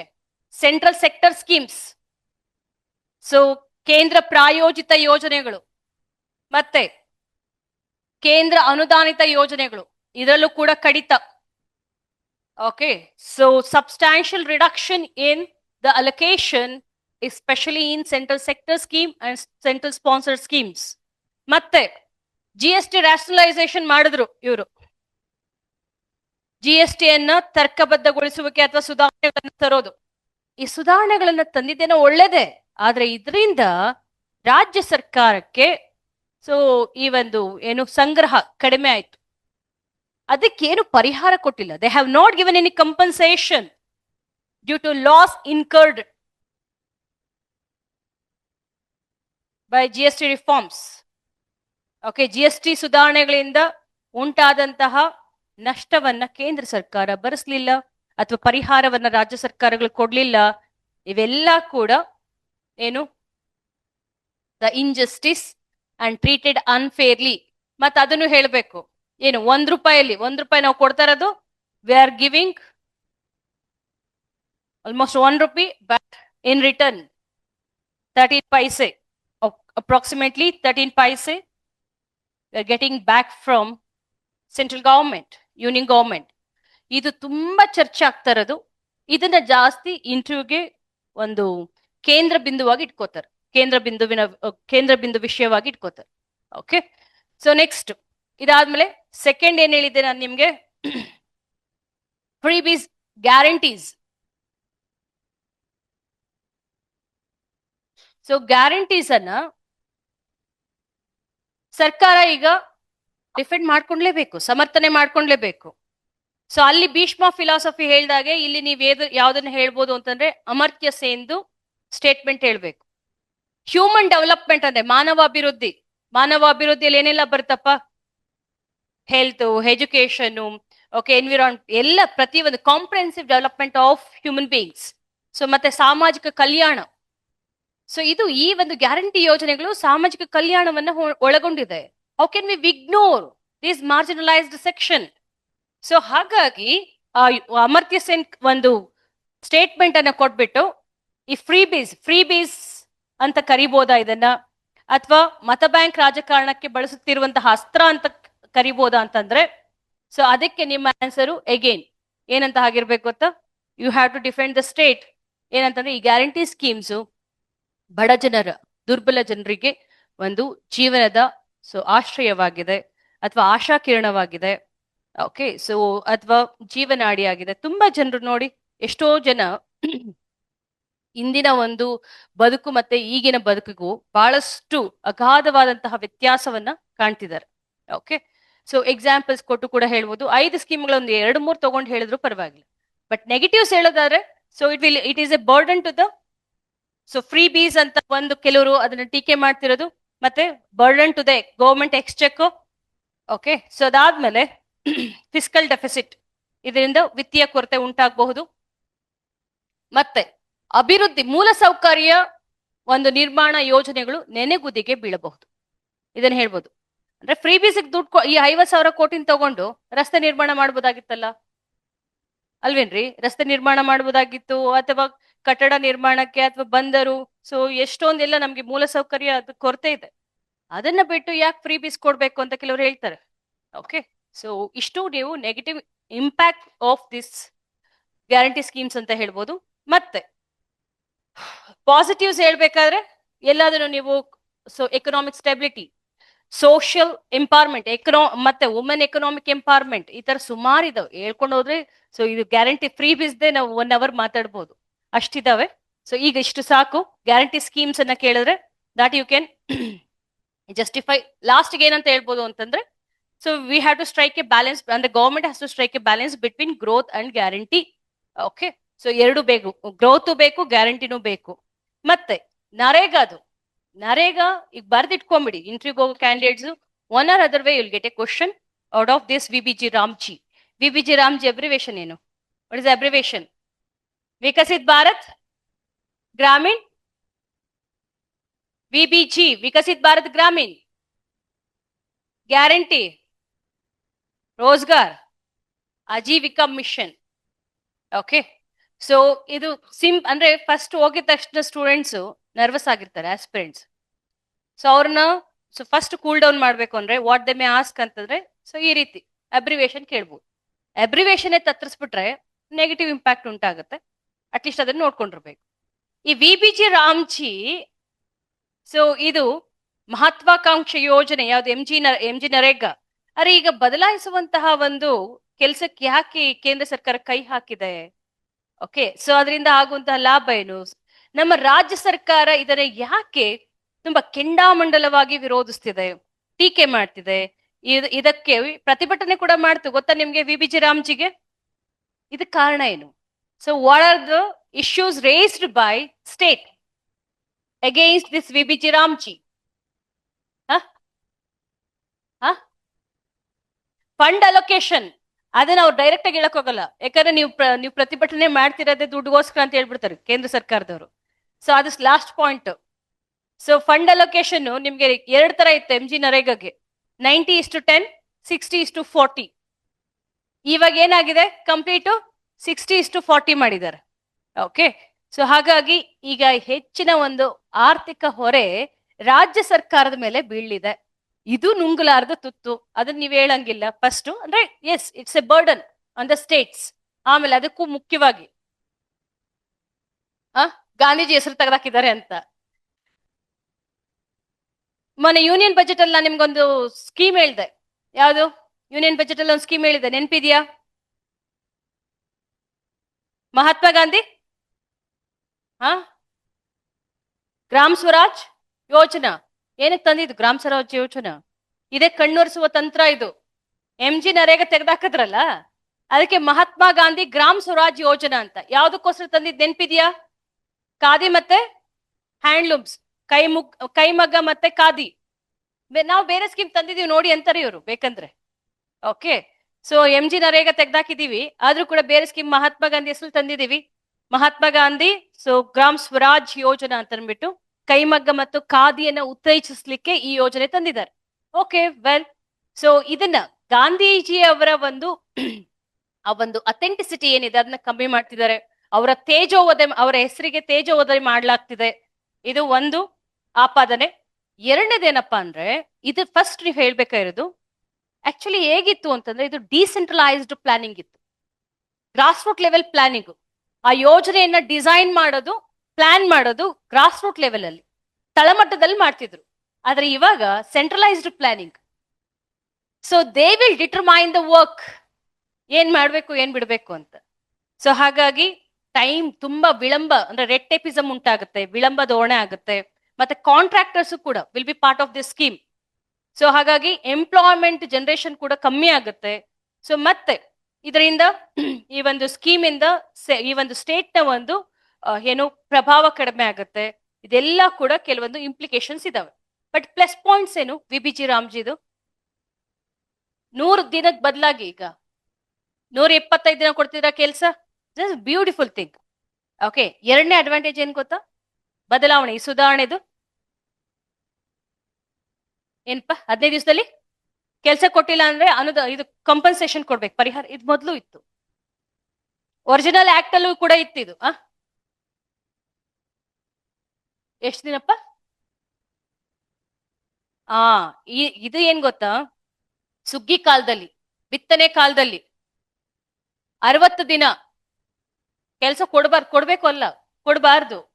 ಅಂದ್ರೆ ಕೊಡಬಾರ್ದು ಅಂದ್ರೆ ಯಾಕಂದ್ರೆ ಕೊಡ್ತಿರೋದು ಇವ್ರೇನ್ 365 ದಿನ ಕೊಡ್ತಿರೋದು 125 ದಿನ. ಅಂತ ಟೈಮಲ್ಲಿ ಕೃಷಿಕರಿಗೂ ಕೂಡ ತೊಂದರೆ ಆಗ್ಬಾರ್ದು, ಇವ್ರಿಗೂ ಕೂಡ ಕೈ ತುಂಬಾ ಏನು ಕೂಲಿ ಸಿಗ್ಬೇಕು. ಆ ಒಂದು ನಿಟ್ಟಿನಲ್ಲಿ ಆ 60 days they are not suppose to provide employment. Remaining year, ಅದೇನು ಡ್ರೈ ಪೀರಿಯಡ್ ಇರುತ್ತಲ್ಲ ಅಂತ ಟೈಮಲ್ಲಿ, ಚಳಿಗಾಲದಲ್ಲಿ, ಓಕೆ, ಬೇಸಿಗೆ ಕಾಲದಲ್ಲಿ, ಅಂತ ಟೈಮಲ್ಲಿ ಇವರು ಈ ಒಂದು ಎಂಪ್ಲಾಯ್ಮೆಂಟ್ ಅನ್ನು ಒದಗಿಸ್ಬೇಕು. ಮಾನ್ಸೂನ್ ಟೈಮಲ್ಲಿ 60 ದಿನ ಕೊಡಂಗಿಲ್ಲ. 60 ದಿನ ಕೊಡಂಗಿಲ್ಲ ಯಾವ್ದಕ್ಕೋಸ್ಕರ? ಇದು it is an advantage to ಯಾರಿಗೆ? ಫಾರ್ಮರ್ಸ್ಗೆ ಆಸ್ ವೆಲ್ ಆಸ್ ವರ್ಕರ್ಸ್ಗೆ, ಲೇಬರರ್ಸ್ಗೆ. ಯಾಕೆ ಹೇಳಿ?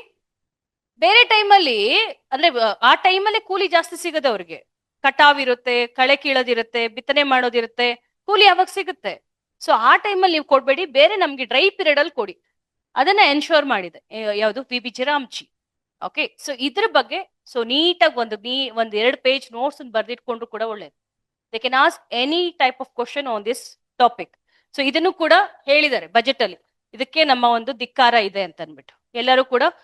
ಸೊ ಇನ್ನೊಂದು ಮಾತು ಹೇಳ್ತಾರೆ, it is against the principle of cooperative federalism ಅಂತ, ಒಕ್ಕೂಟ ತತ್ವ ಸಹಕಾರ ವ್ಯವಸ್ಥೆಗೆ ವಿರುದ್ಧವಾಗಿದೆ ಅಂತ. ನಮ್ಮ ಎಲ್ಲ ರಾಜ್ಯಗಳನ್ನ ಸೊ ಅವ್ರ ವಿಶ್ವಾಸಾರ್ಹತೆಯನ್ನ ಪಡ್ಕೊಂಡು ಅಥವಾ ನಮ್ಮನ್ನ ವಿಶ್ವಾಸಕ್ಕೆ ತಗೊಂಡು ಇಂತಹ ಒಂದು ಕ್ರಮಗಳನ್ನ ಕೈಗೊಳ್ತಿಲ್ಲ. ಸೊ ಏಕದಿಶಾತ್ಮಕವಾಗಿ, okay, unilaterally they are taking decisions. So ಹಾಗಾಗಿ it's against the cooperative federalism ಅಂತ ಸೊ ಸ್ಟೇಟ್ಗಳು ದೂರ್ತಿದಾವೆ, ಎಸ್ಪೆಷಲಿ ಕರ್ನಾಟಕ. ನೆಕ್ಸ್ಟ್ ಇದಾದ್ಮೇಲೆ Govindarao committee, professor Govindarao committee, ಇದು ಕೂಡ ಸೊ 2-3 ಕಡೆ ಡಿಸ್ಕಸ್ ಮಾಡಿದ್ದಾರೆ. ನಾನು ಲಾಸ್ಟ್ ಕ್ಲಾಸಲ್ಲೂ ನಿಮ್ಗೆ ಹೇಳಿದ್ದೆ ಗೋವಿಂದರಾವ್ ಕಮಿಟಿ. ಜಸ್ಟ್ ಹೇಳಿ, ಎಷ್ಟು ತಾಲೂಕುಗಳಿದಾವೆ ಈಗ present? Professor Govindarao committee, Govinda Rao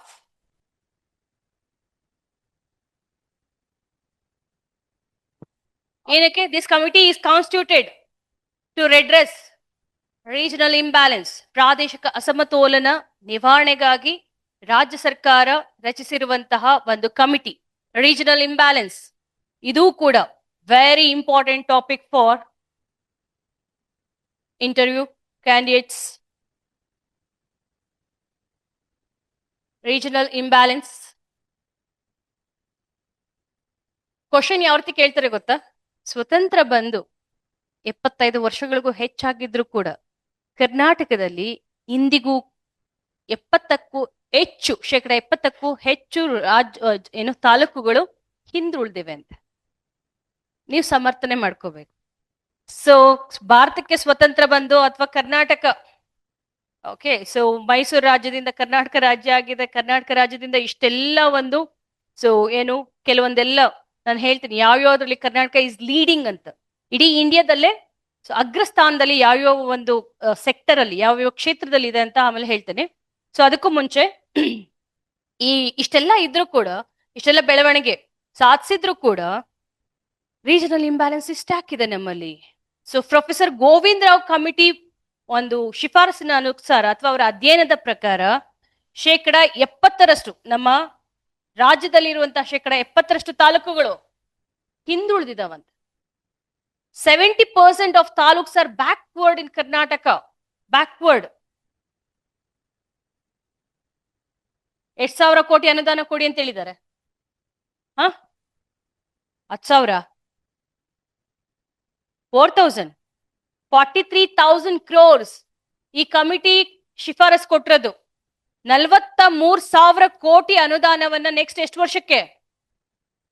5 yearsಗೆ. Next 5 yearsಗೆ 43,000 ಕೋಟಿ ಹೆಚ್ಚುವರಿ ಅನುದಾನವನ್ನ ಕೊಡಿ ಅಂತ ಹೇಳಿದ್ದಾರೆ. ಎಷ್ಟು ಈಗ 239 ತಾಲೂಕುಗಳಲ್ಲಿ ಎಷ್ಟು ಮೋಸ್ಟ್ ಬ್ಯಾಕ್ವರ್ಡ್? 93 most backward. ಮರ್ತೋದ್ರ? 96 93ನಾ? 96 ಮತ್ತೆ ಮೋರ್ ಬ್ಯಾಕ್ವರ್ಡ್ 36 ಬ್ಯಾಕ್ವರ್ಡ್ 43.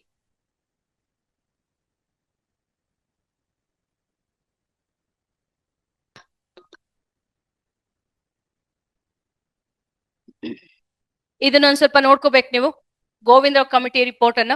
ಸೊ ಯಾಕೆ why we are still backward ಅಂತ? ಯಾಕೆ ಅಂದ್ರೆ focusing on metropolitan cities, ignoring other places. ಅದಕ್ಕೆ ಇವಾಗ ಬಿಯಾಂಡ್ ಬೆಂಗಳೂರು ಅಂತ ಅಂದ್ಬಿಟ್ಟು ಕೇಳಿದೀರಾ?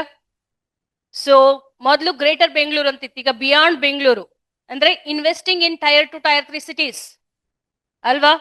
ಮತ್ತೆ ಈಗ ಲೀಪ್ ಪ್ರೋಗ್ರಾಮ್ ಅಂತ. ಲೀಪ್ ಅಂದ್ರೆ ಏನು? Local economy accelerator program. LEAP program ಎಲ್ಲಿ? ಬಿಯಾಂಡ್ ಬೆಂಗಳೂರು.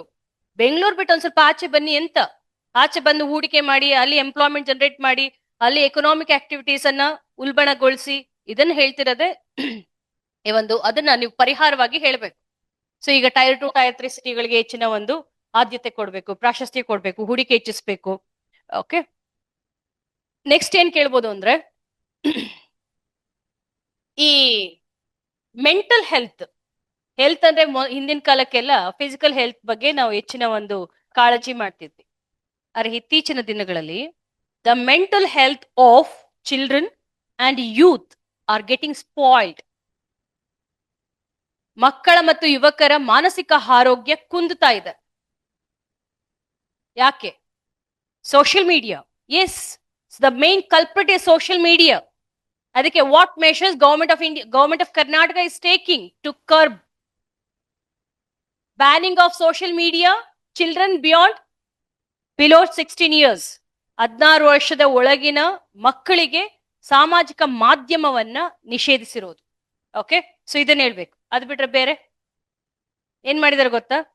ಈಗ ಒಬ್ಬ ಮೆಂಟಲ್ ಹೆಲ್ತ್ ಕೌನ್ಸಿಲರ್ಸ್ ಅನ್ನು ಪ್ರತಿಯೊಂದು DRC ಯಲ್ಲೂ, ಅದಕ್ಕೆ ಬರ್ತೀನಿ, ಓಕೆ, ಒಂದೊಂದು ಡಿಸ್ಟ್ರಿಕ್ಟ್ ಅಲ್ಲೂ ಒಂದು ರೀಜನಲ್ ಆಫೀಸ್ ಅಲ್ಲಿ ಒಬ್ಬೊಬ್ಬ ಮೆಂಟಲ್ ಹೆಲ್ತ್ ಕೌನ್ಸಿಲರ್ನ ಇಡ್ತಿದ್ದಾರೆ. ಗೊತ್ತಾ? The very good move. ಮತ್ತೆ ಡ್ರಗ್ ಡಿ ಅಡಿಕ್ಷನ್ ಸೆಂಟರ್ ಅಂತ ಮಾಡ್ತಿದ್ದಾರೆ. ಯಾಕಂದ್ರೆ ಮಾದಕ ವಸ್ತುಗಳ ವ್ಯಸನ ಒಂದ್ ಕಡೆ ಯುವಕರದು ಅದೇ ಹೆಚ್ಚಿನದಾಗಿ ಬಾಧಿಸ್ತಾ ಇರೋದು. ಈ ಡ್ರಗ್ ಫ್ರೀ ಕರ್ನಾಟಕ ಮಾಡಬೇಕು ಅಂತ ಪ್ರಸ್ತುತ ಸರ್ಕಾರದ ಒಂದು ಏನು ಯೋಜನೆ. ಸೊ ಡ್ರಗ್ಸ್ ಮುಕ್ತ ಕರ್ನಾಟಕ ಅಂತ, ಅದಕ್ಕೋಸ್ಕರ ಡ್ರಗ್ ಡಿ ಅಡಿಕ್ಷನ್ ಸೆಂಟರ್ಸ್ ಅಂತ ಸ್ಥಾಪನೆ ಮಾಡ್ತಿದ್ದಾರೆ. ಮಾನಸಿಕ ಆರೋಗ್ಯ ಮತ್ತೆ ಕೌನ್ಸಿಲಿಂಗ್ ಒಂದು ಸೆಂಟರ್ಸ್ ಅನ್ನ ಸೊ ಅಲ್ಲಲ್ಲಿ ತೆರೆಯುವಂಥದ್ದು. ಮನೋಚೈತನ್ಯ ಅಂತ ಹೇಳಿದ್ದೆ, ನೆನ್ಪಿದ್ಯಾ ನಿಮ್ಗೆ? ಮನೋಚೈತನ್ಯ ಸ್ಕೀಮ್ ಅಂತ ಕೌನ್ಸಿಲಿಂಗ್ ಕೊಡೋದು. ಏನಾದ್ರು ಸೂಸೈಡಲ್ ಟೆಂಡೆನ್ಸಿ ಇದ್ದಾಗೆಲ್ಲ ಸೊ ನೀವು ಫೋನ್ ಮಾಡಿದ್ರೆ, ಹೆಲ್ಪ್ ಲೈನ್ ಇರುತ್ತೆ, ಫೋನ್ ಮಾಡಿದ್ರೆ ನಿಮಗೆ ಒಂದು ಅರ್ಧ ಗಂಟೆ ಕೌನ್ಸಿಲಿಂಗ್ ಕೊಡ್ತಾರೆ. Okay, you can come out of that depression. So ಇದು ಮಾನಸಿಕ ಆರೋಗ್ಯಕ್ಕಾಗಿ ಏನೆಲ್ಲ ಕ್ರಮಗಳನ್ನ ಕೈಗೊಳ್ತಿದ್ದಾರೆ ಅಂತ. ಯಾಕಂದ್ರೆ 16 years ಬಿಲೋ ಇರೋರಿಗೆ ಸೋಷಿಯಲ್ ಮೀಡಿಯಾ ಬ್ಯಾನ್ ಮಾಡೋದಂತೂ ಬಹಳ ಒಂದು ಆದರ್ಶಾತ್ಮಕ ಒಂದು ನಡೆ ಅಂತ ಹೇಳ್ಬೋದು. ಯಾಕಂದ್ರೆ ಇಡೀ ವಿಶ್ವದಲ್ಲಿ ಯಾವ 2 ದೇಶಗಳು ಆಲ್ರೆಡಿ ಆಸ್ಟ್ರೇಲಿಯಾ ಮತ್ತೆ ಫ್ರಾನ್ಸ್, ನೆಕ್ಸ್ಟ್ ನಮ್ ಕರ್ನಾಟಕ ತಂದಿದೆ. That's the best thing. Okay, next mental health ಕೇಳ್ದಾದ್ಮೇಲೆ ಕರ್ನಾಟಕದಲ್ಲಿ ಇನ್ನೊಂದು ಬಹುಮುಖ್ಯವಾದಂತಹ ಪಾರಿಸರಿಕ ಸಮಸ್ಯೆ ಅಂದ್ರೆ ಏನ್ ಗೊತ್ತಾ? ಮ್ಯಾನ್ ಅನಿಮಲ್ ಕಾನ್ಫ್ಲಿಕ್ಟ್, ಮಾನವ ಪ್ರಾಣಿ ಸಂಘರ್ಷ. So this could be the question. ಏನಂತಂದ್ರೆ, why in recent days why there is so much encountering of wild animals with human beings? ಯಾಕೆ? ಸೊ ಮಾನವ ಮತ್ತು ಪ್ರಾಣಿ ಸಂಘರ್ಷ ವನ್ಯಜೀವಿಗಳ ಒಂದು ಸಂಘರ್ಷ ಹೆಚ್ಚಾಗ್ತದೆ. ಕಾರಣ ಏನು? ಆವಾಸ ಸ್ಥಾನ ನಷ್ಟ, ಹ್ಯಾಬಿಟ್ಯಾಟ್ ಲಾಸ್. ಅದಕ್ಕೆ ನಾವೇ ಕಾರಣ. ಏನ್ ಮಾಡ್ತಿದೀವಿ? ಅವ್ರಿರೋ ಮನೆಗಳೆಲ್ಲ ಹೋಗಿ ನಾವು ಮನೆ ಕಟ್ಕೋತಾ ಇದೀವಿ. ಅವ್ರ ಕಾಡಲ್ಲಿ ಹೋಗಿ ನಾವು ಮನೆ ಕಟ್ಕೋತಿಲ್ವೇನ್ರಿ? Okay, so habitat loss, fragmentation of land, ಅಥವಾ ಈ ಒಂದು ಡಿಫಾರೆಸ್ಟ್ರೇಷನ್, ಮರ ಕಡಿತಿರೋದು. ಈಗ ಈ ಪ್ರಾಣಿಗಳೆಲ್ಲ ಏನಪ್ಪಾ, ಸೊ ಏನು ಆಚೆ ಈಚೆ ಎಲ್ಲ ಇಡೀ ಕಾಡ್ ಸುತ್ತ ಓಡಾಡ್ಕೊಂಡು, ಸೊ ಊಟ ಸಿಗದೆ ಇದ್ದಾಗ ಹೊರಗಡೆ ಬರ್ತವೆ. ಊಟ ಸಿಗದೆ ಇದ್ದಾಗ ಹೊರಗಡೆ ಬಂದಾಗ ಸೊ ಮನುಷ್ಯ ಎದುರಾಗ್ತಾನೆ. ಆವಾಗ ಡೆಫಿನೆಟ್ಲಿ ದೇ ಅಟ್ಯಾಕ್. ಆ ಒಂದು ಪ್ಯಾನಿಕ್ ಆಗಿನೋ ಅಥವಾ ಹಸಿವಿಗಾಗಿನೋ ಏನಕ್ಕೋ. ಸೊ ಊಟ ಸಿಗ್ದಂಗ್ ಮಾಡ್ತಿರೋದು ನಾವೇ. ಓಕೆ, ಅದಕ್ಕೋಸ್ಕರ we have to enhance the prey number. Prey ಅಂದ್ರೆ ಜಿಂಕೆಗಳನ್ನ ಜಾಸ್ತಿ ಮಾಡ್ಬೇಕು. ಓಕೆ, ಮತ್ತೆ ಈ ಕಾಡ್ ಸುತ್ತಮುತ್ತ ಇರುವಂತಹ ಒಂದು ಭಾಗಗಳಲ್ಲಿ, ಪೆರಿಫರಲ್ ಏರಿಯಾಸ್ ಅಲ್ಲಿ ಯಾವುದೇ ಕಾರಣಕ್ಕೂ ವನ್ಯಜೀವಿಗಳಿಗೆ ಇಷ್ಟವಾದಂತಹ ಒಂದು ಮೇವನ್ನ ಬೆಳಿಬಾರ್ದು ಅಥವಾ ಊಟ. ಸೊ ಫಾರ್ ಎಕ್ಸಾಂಪಲ್, ಆನೆಗೆ ಕಬ್ಬಂದ್ರೆ ಇಷ್ಟ, ಕಬ್ಬು ಬೆಳಿಬಾರ್ದು. ಕಾಡ್ ಸುತ್ತಮುತ್ತ ಏನಿರುತ್ತೆ ಬಯಲು ಪ್ರದೇಶ, ಕಬ್ಬು ಬೆಳಿಬಾರ್ದು ಅಥವಾ ಇನ್ಯಾವುದೋ ಸೊ ಅಂತಹ ಒಂದು ಪ್ರಿಯವಾದ ಆಹಾರ ಬೆಳೆಗಳನ್ನ ಬೆಳಿಬಾರ್ದು. So that we can mitigate this human animal conflict. Prey number ಜಾಸ್ತಿ ಮಾಡ್ಬೇಕು. ಓಕೆ, ಸೊ ಬ್ರೀಡಿಂಗ್ ಅಂದ್ರೆ ಈ ಒಂದು ಪ್ರೇ ಅಂದ್ರೆ ಗೊತ್ತಲ್ವೇನ್ರಿ? ಜಿಂಕೆಗಳು. ಪ್ರಿಡೇಟರ್ ಯಾರು? Wild animals. ಪ್ರೇ ಅಂತಂದ್ರೆ ಜಿಂಕೆಗಳು. ಈ ನಂಬರ್ ಜಾಸ್ತಿ ಮಾಡ್ಬೇಕು. ಮತ್ತೆ ಡಿಫಾರೆಸ್ಟ್ರೇಷನ್ ಕಮ್ಮಿ ಮಾಡ್ಬೇಕು. ಮತ್ತೆ ನಮ್ಮ ಒಂದು ಮಾನವನ ಹಾವಳಿ ಜಾಸ್ತಿ ಇದೆ. ರಸ್ತೆ ಕಟ್ಟು, ಅಣೆಕಟ್ಟು ಕಟ್ಟು, ಸೊ ಮತ್ತೆ ರೆಸಾರ್ಟ್ ಕಟ್ಟು, ಹಿಂಗ್ ಕಾಡಲ್ಲಿ ಹೋಗಿ ಎಲ್ಲ ಕಟ್ಕೋಬೇಕಾದ್ರೆ ಡೆಫಿನೆಟ್ಲಿ ಅವ್ರು ನಮ್ ಸ್ಥಾನಕ್ಕೆ ಬರ್ತಿರೋದಲ್ಲ, ನಮ್ ಜಾಗಕ್ಕೆ ಬರ್ತಿರೋದಲ್ಲ. ನಾವು we are so encroaching their area. Okay, so ಹಾಗಾಗಿ ಈ ವನ್ಯಜೀವಿಗಳನ್ನ ಕಾಪಾಡ್ಕೋಬೇಕಾಗಿರೋದು ಫಂಡಮೆಂಟಲ್ ಡ್ಯೂಟಿ. ಯಾವ ಆರ್ಟಿಕಲ್ ಫಂಡಮೆಂಟಲ್ ಡ್ಯೂಟಿಯಲ್ಲಿ? 51 ಕ್ಲಾಸ್ ಎ. ಅದರಲ್ಲಿ ಎಷ್ಟನೇ ಡ್ಯೂಟಿ? ಜಿ. ಓಕೆ, ಹಾಗಿದ್ದಾಗ ಸೊ ನಾವು ಕೆಲವು ಸತಿ ನೋಡಿ ಏನ್ ಮಾಡ್ತೀವಿ, ಚಿರತೆಗಳನ್ನೆಲ್ಲ ಯಾವ್ದೋ ಒಂದು ವಿಡಿಯೋ ನೋಡ್ತಿದ್ವಿ, ಎಲ್ಲ ಒಡೆದು ಸಾಯಿಸ್ತಿದ್ರ ಚಿರತೆನ. 100 ಜನ 100 ಇಟ್ಕೆಯಲ್ಲಿ ಹೊಡೆದು. ಸೊ ಈ ರೀತಿ ಆಗ್ಬಾರ್ದು. ವನ್ಯಜೀವಿಗಳಿಗೂ ಕೂಡ ಏನು ಅಪಾಯ ಆಗ್ದಾಗೆ ಸೊ ಅವರನ್ನ ಸೇಫ್ ಆಗಿ ರಿಹ್ಯಾಬಿಲಿಟೇಟ್ ಮಾಡ್ಬೇಕು, ಎವ್ಯಾಕ್ಯುಯೇಟ್ ಮಾಡ್ಬೇಕು. ಅದಕ್ಕೋಸ್ಕರ 1500 crores ಅನ್ನ ಅಲೋಕೇಟ್ ಮಾಡಿದ್ದಾರೆ. Okay, to mitigate human animal conflict. Okay, ಇದು ಕೂಡ ಕ್ವಶನ್ ಆಗ್ಬೋದು. ರೀಸನ್ಸ್ ಏನು, ಸೊ ಪರಿಹಾರ ಏನು ಅಂತ ಕೇಳ್ಬೋದು. ಮತ್ತೆ so very important thing is unique 11G model development model of Karnataka ಅಂತ ಕೇಳಿದಿರಾ? 11G unique 11G development model. 11G development model ಯಾರು ಹೇಳ್ತೀರ? ಎಲ್ಲ 11Gನ ಲಿಸನ್. ಇದೆ ನಮ್ಮ ಕರ್ನಾಟಕ ಡೆವಲಪ್ಮೆಂಟ್ ಮಾಡೆಲ್ ನ 11G ಡೆವಲಪ್ಮೆಂಟ್ ಮಾಡೆಲ್ ಅಂತ ಕರಿತೇವೆ. ನೋಡಿ, ಎಲ್ಲ ಜಿಗಳಿಂದ ಪ್ರಾರಂಭ ಆಗುತ್ತೆ. ಫಸ್ಟ್ ಜಿ ಏನ್ ಗೊತ್ತಾ? Guarantee economy. Guarantee economy, guarantee economy, guarantee ಅರ್ಥವ್ಯವಸ್ಥೆ, ಗ್ಯಾರಂಟಿ ಎಕಾನಮಿ. ನೆಕ್ಸ್ಟ್ ಜಿ ಏನು? Good public education. Good public education, ಶಿಕ್ಷಣಕ್ಕೆ ಗುಡ್ ಪಬ್ಲಿಕ್ ಎಜುಕೇಶನ್, ಸಾರ್ವಜನಿಕ ಶಿಕ್ಷಣ. ಆಮೇಲೆ good health. Health to all. Good health to all. ಕನ್ನಡದಲ್ಲಿ ಬರ್ಕೊಂಬೇಡಿ, ಯಾಕಂದ್ರೆ 11G ಅಲ್ವಾ, ಜಿಗಳು ಬರ್ಬೇಕಲ್ವಾ. So you have to write G only. Good health to all, ಮತ್ತೆ ಗುಡ್ ಗವರ್ನೆನ್ಸ್. ಪರವಾಗಿಲ್ಲ, ಯಾವ್ದಾದ್ಮೇಲೆ ಯಾವ್ದು ಬೇಕಾದ್ರೂ ಹೇಳ್ಬೋದು. ಓಕೆ, ಗ್ರಾಸ್ ರೂಟ್ ಗವರ್ನೆನ್ಸ್, ತಳಮಟ್ಟದ ಆಡಳಿತ ಅಂತ.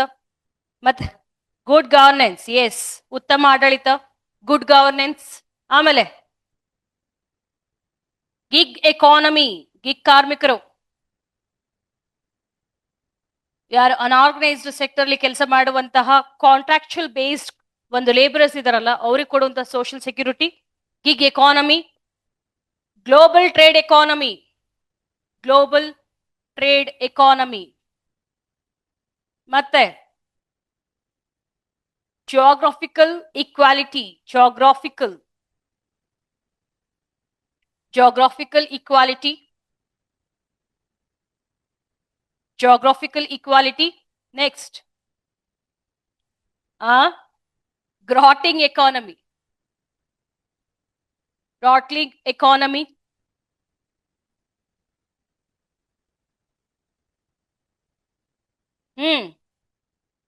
Green economy,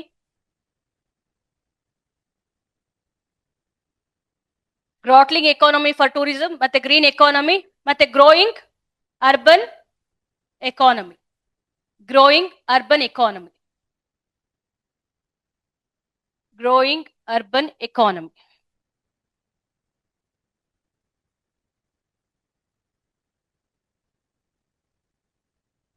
ಇಂಟರ್ವ್ಯೂ ಅಲ್ಲಿ ಎಲ್ಲದನ್ನು ಕೇಳಕ್ ಹೋಗಲ್ಲ, ಅಟ್ಲೀಸ್ಟ್ 11G ಮಾಡೆಲ್ ಅಂದ್ರೆ ಏನು ಅಂತ ಕೇಳ್ಬೋದು.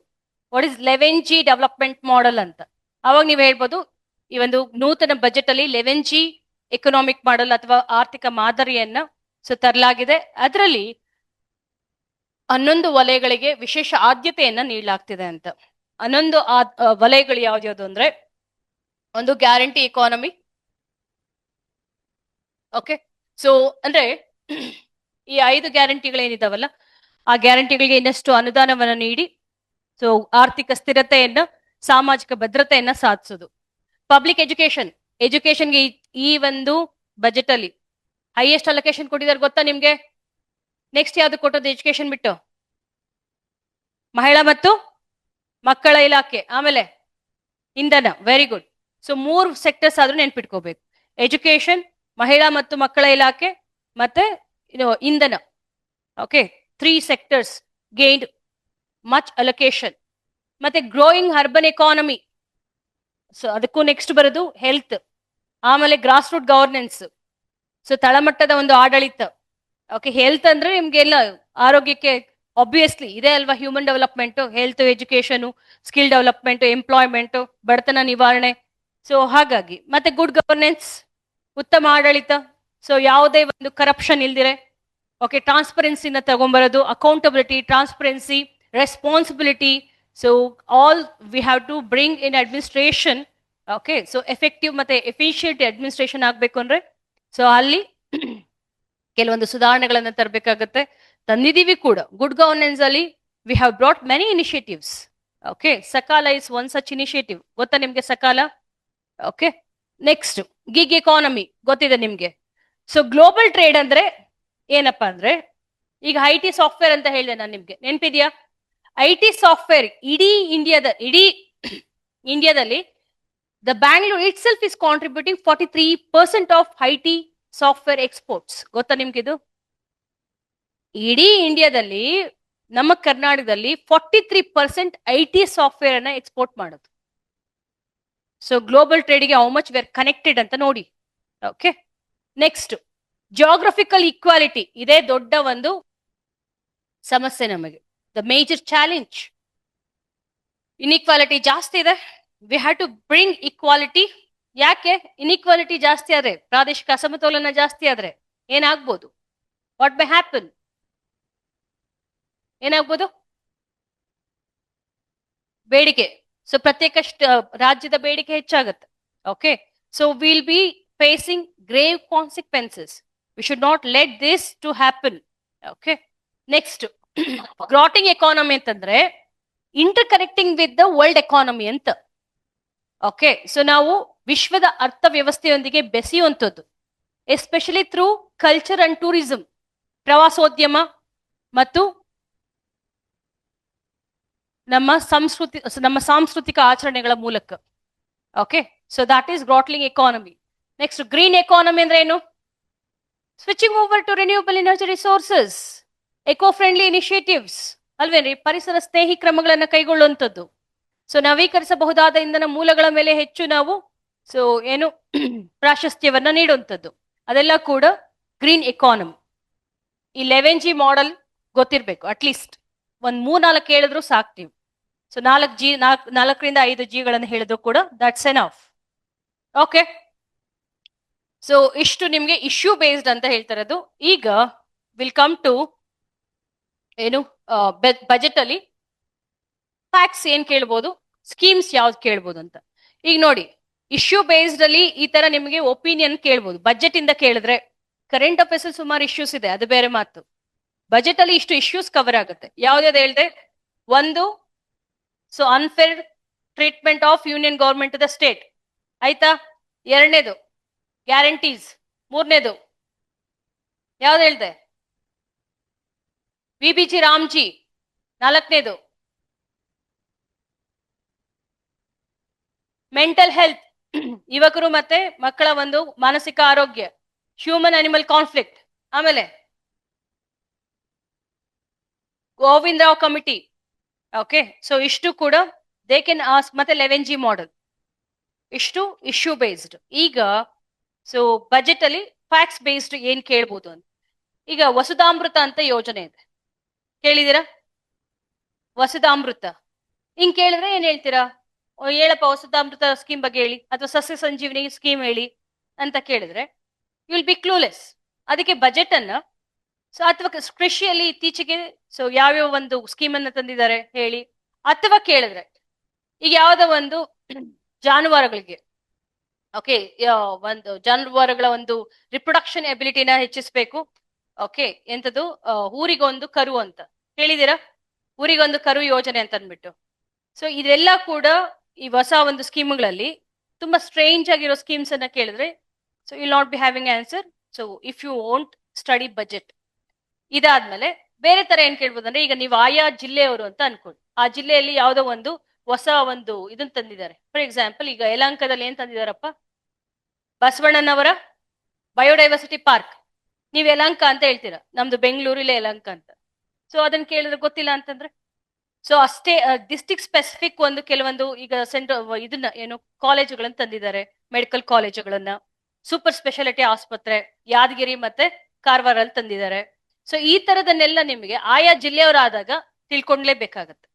Okay, so anyway, so budget allocation outlay of budget is 4,48,000. 4 crore exact ಆಗಿ ಹೇಳ್ಬೇಕಾದ್ರೆ 4,48,004 crore. ಓಕೆ, ಸಾಲ ಎಷ್ಟು ಮಾಡಿರೋದು? ಗ್ಯಾರಂಟಿ ಯೋಜನೆಗಳಿಗೆ ಎಷ್ಟು ಕೊಟ್ಟಿದೀವಿ? 51,034 ಕೋಟಿ. 51,034 ಕೋಟಿ ಸಾಲ ಮಾಡಿರೋದು. 1,32,000 crore. ಬಜೆಟ್ ಕ್ಲಾಸ್ ನಿಮಗ್ ಬೇರೆ ಇದೆ. ಓಕೆ, ಇದು ಸೊ ಇಂಟರ್ವ್ಯೂ ಕ್ಯಾಂಡಿಡೇಟ್ಸ್ ಹೆಲ್ಪ್ ಆಗುವಂತರ. ಓಕೆ, ಸೊ ಹಾಗಾಗಿ ನಾನು ನಿಮ್ಗೆ ಯಾವ ಸೋರ್ಸಸ್ ಇಂದ ಏನೇನ್ ಬರುತ್ತೆ, ಎಷ್ಟೆಷ್ಟು ಬರ್ತಿದೆ ಅದನ್ನ ನಾನು ನಿಮ್ಗೆ ಯೂನಿಯನ್ ಬಜೆಟ್ ಅಲ್ಲಿ ಹೇಳಿದ್ನಲ್ಲ ಯಾವ್ಯಾವ್ದ್ರಿಂದ ಬರುತ್ತೆ ಅಂತ. ಹೌದು, ಹೀಗೆ ಅಂದ್ರೆ ಬೈ ಚಾನ್ಸ್ ಕೇಳಲ್ಲ, ಸಾಮಾನ್ಯವಾಗಿ ಕೇಳಲ್ಲ.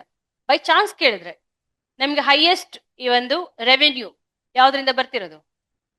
Tax revenue, state tax revenue ಅಲ್ವೇನ್ರಿ? ರಾಜ್ಯದ ಸ್ವಂತ ತೆರಿಗೆ. ಆಮೇಲೆ ಸೆಕೆಂಡು ಸೆಂಟ್ರಲ್ ಟ್ಯಾಕ್ಸ್. ಮೂರನೇದು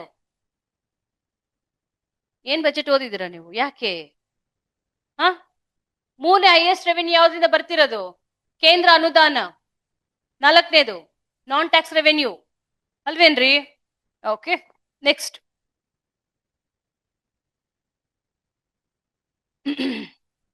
ಈಗ so as I told you, 17ನೇ ಬಜೆಟ್ ಇದು. ಪ್ಲೀಸ್ ರಿಮೆಂಬರ್, ರೆಕಾರ್ಡ್ ಬ್ರೇಕ್ ಮಾಡಿದ್ದಾರೆ. ಕರ್ನಾಟಕದಲ್ಲಿ ಯಾರು ಇಷ್ಟು ಬಾರಿ ಈ ಒಂದು ಬಜೆಟ್ ಅನ್ನ ಮಂಡನೆ ಮಾಡಿದವರಿಲ್ಲ. ಬಟ್ ಸಿದ್ದರಾಮಯ್ಯ ಆದ್ಮೇಲೆ ನೆಕ್ಸ್ಟ್ ಯಾರು? ರಾಮಕೃಷ್ಣ ಹೆಗಡೆ, ಅದಾದ್ಮೇಲೆ ಯಡಿಯೂರಪ್ಪ. ಬಟ್ ಅತಿ ಹೆಚ್ಚು ದೀರ್ಘಾವಧಿ ಆಳ್ವಿಕೆ ಮಾಡಿದಂತಹ ಸಿಎಂಗಳು ಸಿದ್ದರಾಮಯ್ಯ, ದೇವರಾಜ್ ಅರಸ್, ಎಸ್ ನಿಜಲಿಂಗಪ್ಪ, ಅದಾದ್ಮೇಲೆ ರಾಮಕೃಷ್ಣ ಹೆಗಡೆ.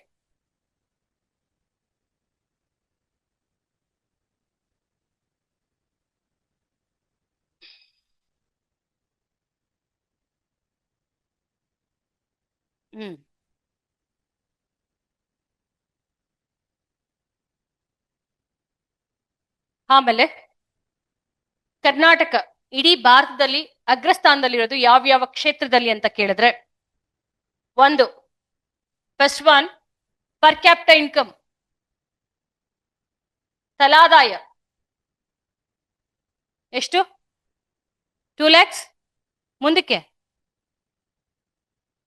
4,000. ಓಕೆ, 2,04,000. ಇದು ಹೈಯೆಸ್ಟ್ ತಲಾದಾಯ ನಮ್ಮ ಕನ್ನಡಿಗರದು. ಇಡೀ ಭಾರತದಲ್ಲಿ ಅತಿ ಹೆಚ್ಚು ತಲಾದಾಯ ಹೊಂದಿರುವಂತಹ ರಾಜ್ಯ. ಎರಡನೇದು, highest FDI inflow. Please remember, inflow ನಾನು ಮಾತಾಡ್ತಿರೋದು, ಒಳಹರಿವು. ಯಾಕಂದ್ರೆ ಗಾತ್ರ ಅಂತ ತಗೊಂಡ್ರೆ ಯಾರು ಜಾಸ್ತಿ ಇರೋದು? ಮಹಾರಾಷ್ಟ್ರ.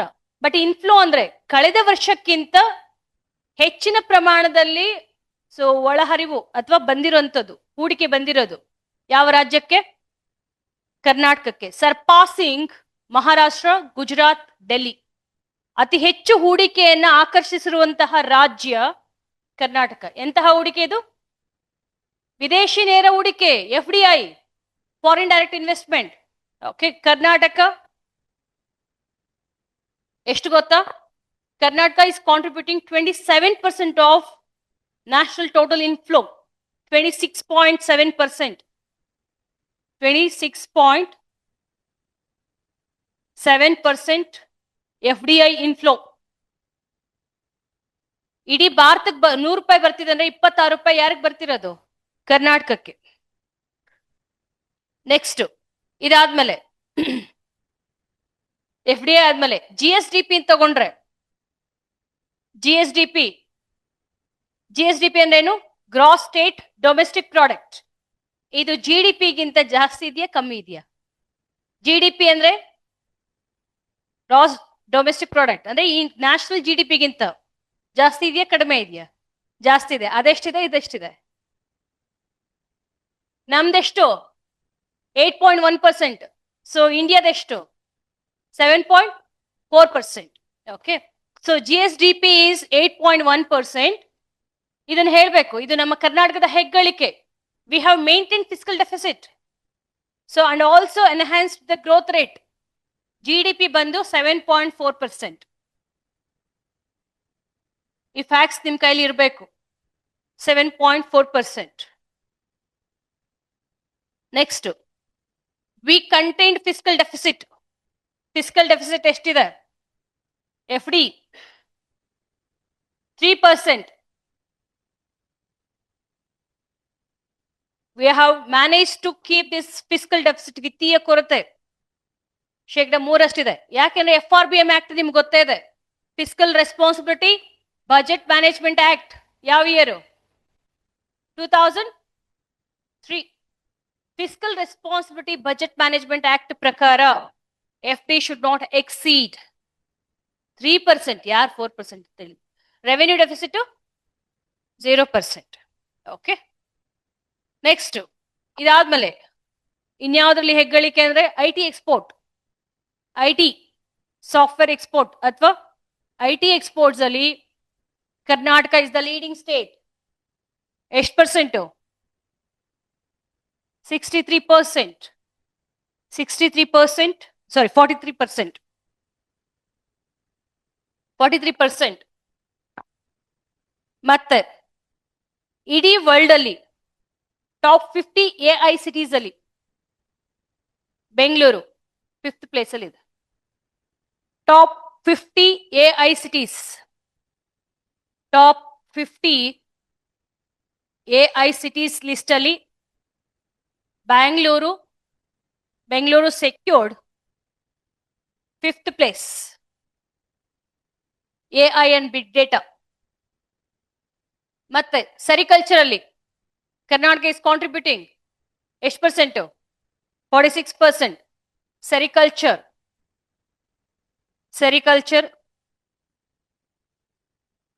46%. ರೇಷ್ಮೆ ಕೃಷಿಯಲ್ಲಿ ಕರ್ನಾಟಕ 46% ಕೊಡುಗೆಯನ್ನ ನೀಡ್ತಿದೆ. ರೇಷ್ಮೆ ಕೃಷಿ, ಯಾಕಂದ್ರೆ ನಿಮ್ಗೆ ಸಂಬಂಧಿತ ಯಾವುದೇ ಒಂದು ಪ್ರಶ್ನೆ ಬಂದ್ರೂ ಕೂಡ ಈ ಫ್ಯಾಕ್ಟ್ಸ್ ಅನ್ನ ನೀವು ಎವಿಡೆನ್ಷಿಯಲ್ ಆಗಿ ಯೂಸ್ ಮಾಡ್ಕೋಬಹುದು. ಓಕೆ, ಮತ್ತೆ ಸೊ ಯಾವ್ಯಾವ ಸೆಕ್ಟರ್ ಅಲ್ಲಿ ಎಷ್ಟೆಷ್ಟಿದೆ ಅಂತಂದ್ರೆ ಗ್ರೋತ್ ರೇಟ್ ನೋಡಿ. ಪರ್ ಕ್ಯಾಪ್ ಯಾವ್ಯಾವ್ದ್ರಲ್ಲಿ ಕರ್ನಾಟಕ ಲೀಡಿಂಗ್ ಇನ್ ಇಂಡಿಯಾ ಅಂದ್ರೆ per capita income, FDI inflow ಜಾಸ್ತಿ ಆಗಿದೆ ಕಳೆದ ವರ್ಷ. ಆದರೆ ಗಾತ್ರ FDI ಒಂದು ಸೈಜ್ ಏನಿದೆ ಅದು ಹೈಯೆಸ್ಟ್ ಇದ್ದು ಮಹಾರಾಷ್ಟ್ರದಲ್ಲೇ, ಬಟ್ ಇನ್ಫ್ಲೋ ಜಾಸ್ತಿ ಆಗಿದೆ ಅಷ್ಟೇ, ಒಳಹರಿವು. GSDP ನ್ಯಾಷನಲ್ ಇನ್ಕಮ್ಗಿಂತ ನಮ್ಮ ಒಂದು ಕರ್ನಾಟಕದ GSDP ಜಾಸ್ತಿ ಇದೆ, 8.1%. Okay, at constant prices.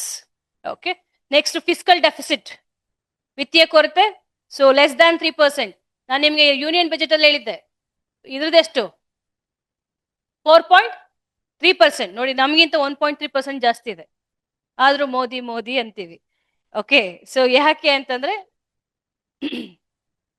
ಯಾಕೆ ಅಂತಂದ್ರೆ ಅಲ್ಲಿ ಕೂಡ ಅಭಿವೃದ್ಧಿಯ ಚಟುವಟಿಕೆಗಳು ಹೆಚ್ಚಿನ ಒಂದು ಭರದಲ್ಲಿ ಸಾಕ್ತಿದಾವೆ. ಓಕೆ, ಇಲ್ಲಿ ಸಿದ್ದರಾಮಯ್ಯನವ್ರದ್ದು ಫಿಸ್ಕಲ್ ಡಿಸಿಪ್ಲಿನ್, ಸೊ 3% ಒಳಗಡೆನೆ ಇಟ್ಕೊಂಡಿದ್ದಾರೆ. Okay, less than 3%. So at the same time 4.3% ಸೆಂಟ್ರಲ್ದಿದೆ. ಸೊ GDP ಗ್ರೋತ್ ರೇಟ್ ಎಷ್ಟಿದೆ ಅಂತಂದ್ರೆ 7.4%, ಕೇಂದ್ರ ಸರ್ಕಾರ, ರಾಜ್ಯ ಸರ್ಕಾರದ್ದು 8.1%. ಅದಾದ್ಮೇಲೆ IT exports, Karnataka itself is contributing 43%. ಮತ್ತೆ ಸೆರಿಕಲ್ಚರ್ ಅಲ್ಲಿ 46%. AI ಸಿಟೀಸ್ ಅಲ್ಲಿ ಆರ್ಟಿಫಿಷಿಯಲ್ ಇಂಟೆಲಿಜೆನ್ಸ್, ಕೃತಕ ಬುದ್ಧಿಮತ್ತೆ ನಗರ ಎಲ್ಲಿದೆ? AI city. ಸ್ವಿಫ್ಟ್ ಸಿಟಿ ಎಲ್ಲಿದೆ? ಸ್ವಿಫ್ಟ್ ಮೊನ್ನೆ ತಾನೇ ಹೇಳಿದ್ನಲ್ರಿ, swift city, science city. Okay, ಈಗ ಅಗ್ರಿಕಲ್ಚರ್ಗೆ ಬನ್ನಿ. ಅಗ್ರಿಕಲ್ಚರ್ ಅಲ್ಲಿ ಯಾವೆಲ್ಲ ಒಂದು ಸ್ಕೀಮ್ಸ್ ಅನ್ನ ತಂದಿದ್ದಾರೆ ಅಂತ.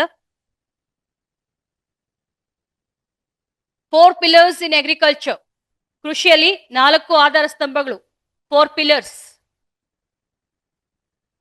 ಕೃಷಿಗೆ ಸಂಬಂಧಿಸಿದಂತಹ ಯಾವುದೇ ಪ್ರಶ್ನೆ ಕೇಳಿದ್ರು ನೀವು you have to quote the answer.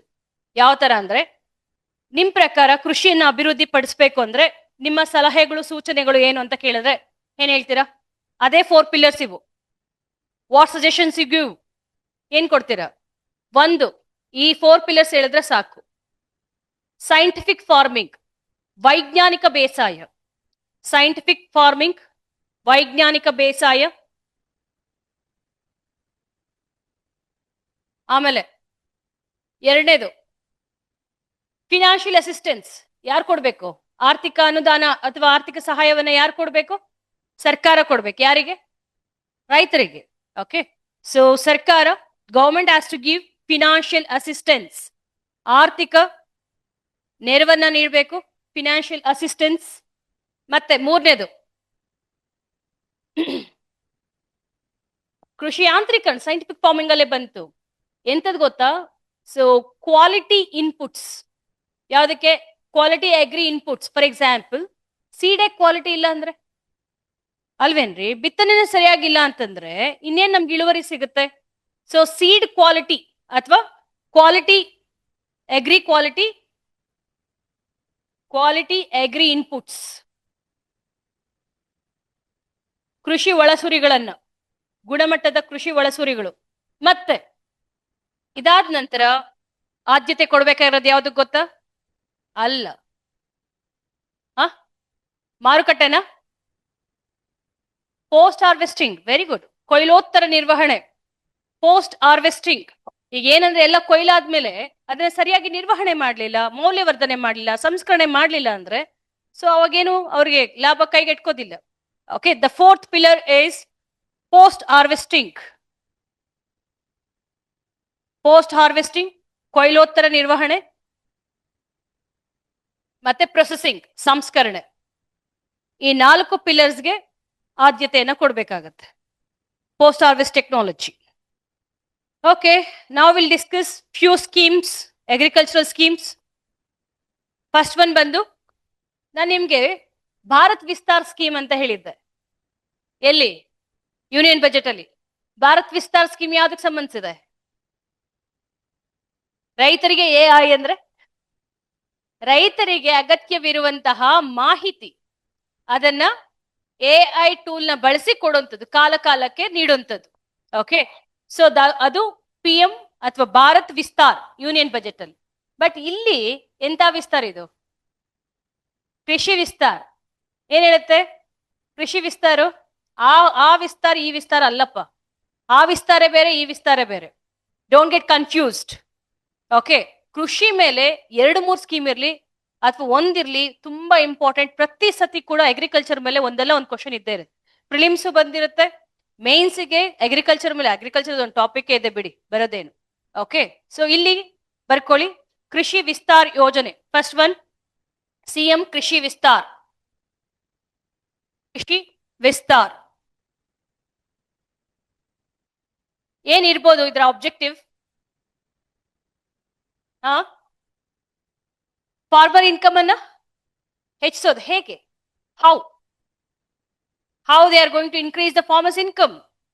ಈಗ ಡಬ್ಲಿಂಗ್ ದ ಫಾರ್ಮರ್ಸ್ ಇನ್ಕಮ್ ಅಂತ NDA ಸರ್ಕಾರ ಒಂದು ಕನಸನ್ನು ಹೊತ್ತಿತ್ತು, ರೈತರ ಆದಾಯವನ್ನ ದ್ವಿಗುಣಗೊಳಿಸೋದು ಅಂತ. ಅದಕ್ಕೆ ಕೃಷಿ ಸಮ್ಮಾನ್ ಯೋಜನಾ, ಸೊ ಫಸಲ್ ಬಿಮಾ ಯೋಜನಾ, ಮತ್ತೆ ಸೊ ಕೃಷಿ ಸಿಂಚಾಯಿ ಯೋಜನಾ, ಈ ತರ ಸುಮಾರು ಯೋಜನೆಗಳನ್ನ ತಂದಿದ್ದಾರೆ. ಅದೇ ತರ ಕರ್ನಾಟಕದಲ್ಲಿ ಕೃಷಿ ವಿಸ್ತಾರ ಯೋಜನಾ ರೈತರ ಆದಾಯ ಸ್ಥಿರಗೊಳಿಸ್ಬೇಕು. ಸ್ಥಿರಗೊಳಿಸ್ಬೇಕು ಅಂದ್ರೆ ಏನು ಗೊತ್ತಾ? ಈಗ ಟೊಮೆಟೊ ಬೆಳೆದಿದ್ದಾರೆ, ಟೊಮೆಟೊ ರೈತ ಬೆಳೆದಿದ್ದಾನೆ ಅಂದ್ರೆ ಒಂದ್ಸತಿ ಒಂದು ಕಾಲಕ್ಕೆ ಅದು ಬೇಕಾದ್ರೆ ಟೊಮೆಟೊ 100 ರೂಪಾಯಿ ಆಗುತ್ತೆ, ಇಲ್ಲ 2 ರೂಪಾಯಿ ಆಗುತ್ತೆ. So high fluctuation in the prices of these agricultural commodities. ಅಷ್ಟು ಒಲಟಾಲಿಟಿ ಇದ್ದಾಗ ರೈತನಿಗೆ ಸ್ಥಿರವಾದ ಆದಾಯ ಎಲ್ಲಿ ಸಿಗುತ್ತೆ ರೀ? ಒಂದ್ಸತಿ 100 ರೂಪಾಯಿ ಸಿಗುತ್ತೆ, 10 ಸತಿ 2 ರೂಪಾಯಿ ಸಿಗುತ್ತೆ, ಗೊತ್ತಾ? ರೈತ ಒಂದ್ಸತಿ 100 ರೂಪಾಯಿ ಬಂತು ಅಂತ ಮತ್ತೆ ಮತ್ತೆ ಅದನ್ನೇ ಬೆಳೀತಾ ಇರ್ತಾನೆ. ಮತ್ತೆ ತಿರುಗಿ ನೋಡಿದ್ರೆ ಅವ್ನಿಗೆ 2 ರೂಪಾಯಿ ಸಿಗೋದು ಅಥವಾ 10 ರೂಪಾಯಿ ಒಳಗಡೆನೆ ಇರುತ್ತೆ ರೇಟು. ಆದ್ರೆ ಇಲ್ಲಪ್ಪ, ಖಚಿತವಾಗಿ ನಿಂಗೆ ಒಂದು 30 ರೂಪಾಯಿ 40 ರೂಪಾಯಿ ಸಿಗಂಗ್ ಮಾಡ್ತೀನಿ. ಅದು ಹೇಗ್ ಸಾಧ್ಯ? ಟೊಮೆಟೊನ ಕೆಚಪ್ ಮಾಡಕ್ ಕಳಿಸ್ಬೇಕು, ಟೊಮೆಟೊನ ಸಾಸ್ ಮಾಡಕ್ ಕಳಿಸ್ಬೇಕು. ಆವಾಗ ಈ ಅಗ್ರೋ ಪ್ರೊಸೆಸಿಂಗ್ ಇಂಡಸ್ಟ್ರೀಸ್ ಇಂದ ಅವ್ರಿಗೆ ದೇಲ್ ಗೆಟ್ ಸ್ಟೇಬಲ್ ಇನ್ಕಮ್. ಹೌದಾ? ಸೊ ಪ್ರೊಸೆಸಿಂಗ್ ಮತ್ತೆ ವ್ಯಾಲ್ಯೂ ಅಡಿಷನ್, ಮೌಲ್ಯವರ್ಧನೆ. ಗೊತ್ತಾ ನಿಮ್ಗೆ ವ್ಯಾಲ್ಯೂ ಅಡಿಷನ್ ಅಂದ್ರೆ ಏನು ಅಂತ? ಸೊ ಈ ಹಣ್ಣುಗಳನ್ನೆಲ್ಲ ತಗೊಂಡು ಜಾಮ್ ಮಾಡೋದು, ಜಾಮ್ ಅಲ್ಲಿ ಮೈಕ್ರೋ ನ್ಯೂಟ್ರಿಯೆಂಟ್ಸ್ ಎಲ್ಲ ಹಾಕ್ತಾರೆ ತಾನೆ. ಓಕೆ, ಮೈಕ್ರೋ ನ್ಯೂಟ್ರಿಯೆಂಟ್ಸ್ ಅನ್ನ ಮತ್ತೆ ನಮಗೆ ಬೇಕಂತ ವಿಟಮಿನ್ಸ್ ಅನ್ನ ಎಲ್ಲ ಆಡ್ ಮಾಡಿ, ಸೊ ಅದನ್ನ ವ್ಯಾಲ್ಯೂ ಅಡಿಷನ್ ಅಂತ ಕರಿತೀವಿ. ನಾವು ತಿನ್ನುವಂತ ಆಹಾರ ಈಗ ಪ್ರೊಸೆಸ್ಡ್ ಫುಡ್ ಇರುತ್ತೆ, ಮತ್ತೆ and it is even value added food. ಈ ಒಂದು ಕೃಷಿ ಉತ್ಪನ್ನವನ್ನ ನಾವು ವ್ಯಾಲ್ಯೂ ಅಡಿಷನ್ ಕಳಿಸ್ಬೇಕು. ಓಕೆ, ಸೊ ಆಗ ಸ್ಟೇಬಲ್ ಇನ್ಕಮ್ ಬರುತ್ತೆ. ಮತ್ತೆ ಇನ್ನ ಒಂದು ಏನಂತ ಹೇಳಿದರೆ, ಪ್ರೊಸೆಸಿಂಗ್ ಇದೆ, ವ್ಯಾಲ್ಯೂ ಅಡಿಷನ್ ಇದೆ, ಅದ್ರ ಜೊತೆಗೆ ವ್ಯಾಲ್ಯೂ ಚೈನ್ ಇದೆ, ಮತ್ತೆ ಈ ಒಂದು ಅಗ್ರಿ ವೇಸ್ಟ್ ನ ರೀಸೈಕಲ್ ಮಾಡೋದು. ಎಕ್ಸಾಂಪಲ್ ಕೊಡಿ ನೋಡೋಣ. ಕೃಷಿ ತ್ಯಾಜ್ಯವನ್ನ ಮರುಬಳಕೆ ಮಾಡೋದು, ಮರು ಆವರ್ತನೆ ಮಾಡೋದು. ಎಕ್ಸಾಂಪಲ್ ವರ್ಮಿ ಕಾಂಪೋಸ್ಟಿಂಗ್ ಇಲ್ವೇನ್ರಿ? ನಮ್ಮ ಕೃಷಿ ತ್ಯಾಜ್ಯ ತಾನೇ ಅದೆಲ್ಲ. ಕೃಷಿ ತ್ಯಾಜ್ಯವನ್ನ ಎರೆಗೊಬ್ಬರದ ಸಹಾಯದಿಂದ ಏನ್ ಮಾಡ್ತೀವಿ? ಕೊಳಿಸ್ತೀವಿ. ಸೊ ಅದನ್ನ ಗೊಬ್ಬರವಾಗಿ ಮಾಡ್ತೀವಿ ಅಲ್ವಾ? ಸೊ ಈ ಒಂದು ಅಗ್ರಿ ವೇಸ್ಟ್ ರೀಸೈಕ್ಲಿಂಗು, ಇದನ್ನೆಲ್ಲದನ್ನು ಕೂಡ ಹೆಚ್ಚಿಸುವುದರ ಮೂಲಕ ರೈತರ ಆದಾಯವನ್ನ ಸ್ಥಿರಗೊಳಿಸೋದು ಮತ್ತು ಹೆಚ್ಚಿಸುವುದು ಇದರ ಉದ್ದೇಶ. ಅರ್ಥ ಆಯ್ತಾ? ಸೊ ಇದನ್ನ ಬೇಕಾದ್ರೆ ನಂಗೆ ನೆಕ್ಸ್ಟ್ ಬಜೆಟ್ ಕ್ಲಾಸ್ ಅಲ್ಲಿ ಹೇಳ್ತೀನಿ, ಬ್ರೀಫ್ ಆಗಿ ಹೇಳ್ಕೊಂಡು ಹೋಗ್ತೀನಿ ಅಷ್ಟೇ ನಾನು. ಯಾಕಂದ್ರೆ within 2 hours I have to complete this ಇದು ಏನು ಬಜೆಟ್. ಮಿಲೆಟ್ ಹಬ್ ಲಾಸ್ಟ್ ನೆನಪಿದೆ ಹೇಳಿ ನಿಮ್ಗೆ? ಕಿಸಾನ್ ಮಾಲ್ ನೆನ್ಪಿತ್ತಾ? ಕಿಸಾನ್ ಮಾಲ್ ಅಂತ ಒಂದು ಸ್ಕೀಮ್ ತಂದಿದ್ರು ಲಾಸ್ಟ್ ಬಜೆಟ್ ಅಲ್ಲಿ, ಇದೆ ಸಿದ್ದರಾಮಯ್ಯ ಸರ್ಕಾರ. ಈಗ ಮಿಲೆಟ್ ಹಬ್ ಅಂದ್ರೆ especially it is for millets. ಸಿರಿಧಾನ್ಯಗಳು. ಈ ಸಿರಿಧಾನ್ಯಗಳ ಒಂದು ಹಬ್ ಅಲ್ಲಿ ಎಸ್ಪೆಷಲಿ ಎಂತಹ ಸಿರಿಧಾನ್ಯಗಳಿಗೆ ಆದ್ಯತೆ ಸಿಗ್ತಿದೆ ಗೊತ್ತಾ? ಸಾವಯವ ಸಿರಿಧಾನ್ಯಗಳು, organic millets, quality and organic millets. ಈಗ ಇದು ಆರ್ಗ್ಯಾನಿಕ್ ಹೌದೋ ಇಲ್ವೋ ಅಂತ ಹೆಂಗ್ ಪತ್ತೆ ಹಚ್ಚೋದು ನಾವು? ಕ್ವಾಲಿಟಿ ಸರ್ಟಿಫಿಕೇಶನ್, ಗುಣಮಟ್ಟದ ಒಂದು ಪ್ರಮಾಣೀಕರಣ ಅಂತ ಹೇಳ್ತೀವಿ, ಅದನ್ನ ಪ್ರಮಾಣೀಕರಣ ಮಾಡಬೇಕು. ಟೆಕ್ನಾಲಜಿ ಅಸಿಸ್ಟೆನ್ಸ್ ಕೊಡಬೇಕು. ಓಕೆ, ಅದೆಲ್ಲ ಕೂಡ ಈ ಒಂದು ಮಿಲೆಟ್ ಹಬ್ಬಗಳಲ್ಲಿ ಮಾಡ್ತಾರೆ. ಓಕೆ, ನೆಕ್ಸ್ಟ್ ಮೂರನೇದು ಯಾವ್ದಪ್ಪ ಅಂದ್ರೆ scheme Vasudhamrutha. Very important, very very important. Vasudhamrutha, Vasudhamrutha, Vasudhamrutha scheme. Vasudhe ಅಂದ್ರೆ ಯಾರ್ರೀ? ವಸುಂಧರ, ವಸುದೆ, ಭೂಮಿ. ಭೂಮಿನ ನಾವು ಎಷ್ಟು ಬೇಕೋ ಅಷ್ಟು ಶೋಷಣೆ ಮಾಡ್ಬಿಟ್ಟಿದೀವಿ. We have exploited the land, soil, so extremely. ಎಷ್ಟು ಶೋಷಣೆ ಮಾಡ್ಬಿಟ್ಟಿದೀವಿ ಅಂದ್ರೆ ಸತ್ವನೇ ಕಳ್ಕೊಂಡ್ಬಿಟ್ಟಿದೆ. The land has lost its fertility. ಅದಕ್ಕೋಸ್ಕರ ಇವಾಗ ಆದ್ರೂ ಸ್ವಲ್ಪ ಏನೋ ಕೆಟ್ಟ ಮೇಲೆ ಬುದ್ಧಿ ಬಂತು ಅಂತ ಸೊ ಮಣ್ಣಿನ ಒಂದು ಫಲವತ್ತತೆಯನ್ನ, ಸತ್ವವನ್ನ ಹೆಚ್ಚಿಸ್ಬೇಕು ಅಂತ ಅಂದ್ಬಿಟ್ಟು ಈ ಒಂದು ವಸುಧಾಮೃತ ಅಂತ. ಆ ಕಾರ್ಬನ್ ಕಂಟೆಂಟ್ ಅಂತ ಹೇಳ್ತೀವಿ, ಈ ಮಣ್ಣಿನಲ್ಲಿ ಅಥವಾ ಭೂಮಿಯಲ್ಲಿ ಸಾವಯವ ಇಂಗಾಲ ಇರಬೇಕು. ಆ ಸಾವಯವ ಇಂಗಾಲದ ಸತ್ವ ಎಲ್ಲ ಕಂಪ್ಲೀಟ್ ಕಮ್ಮಿ ಆಗ್ಬಿಟ್ಟಿದೆ. ಮೈಕ್ರೋಬ್ಸ್ ಇರಬೇಕು. ಸೊ ನಿಮ್ಗೆ ಗೊತ್ತಿದೆಯಲ್ಲ, ಹ್ಯೂಮಸ್ಸು, ಮೈಕ್ರೋಬ್ಸು ಮತ್ತೆ ಸಾವಯವ ಇಂಗಾಲ ಇದೆಲ್ಲ ಇತ್ತು ಅಂತಂದ್ರೇನೆ ಅದು ಫರ್ಟೈಲ್ ಲ್ಯಾಂಡ್ ಅಂತ ಹೇಳ್ತೀವಿ.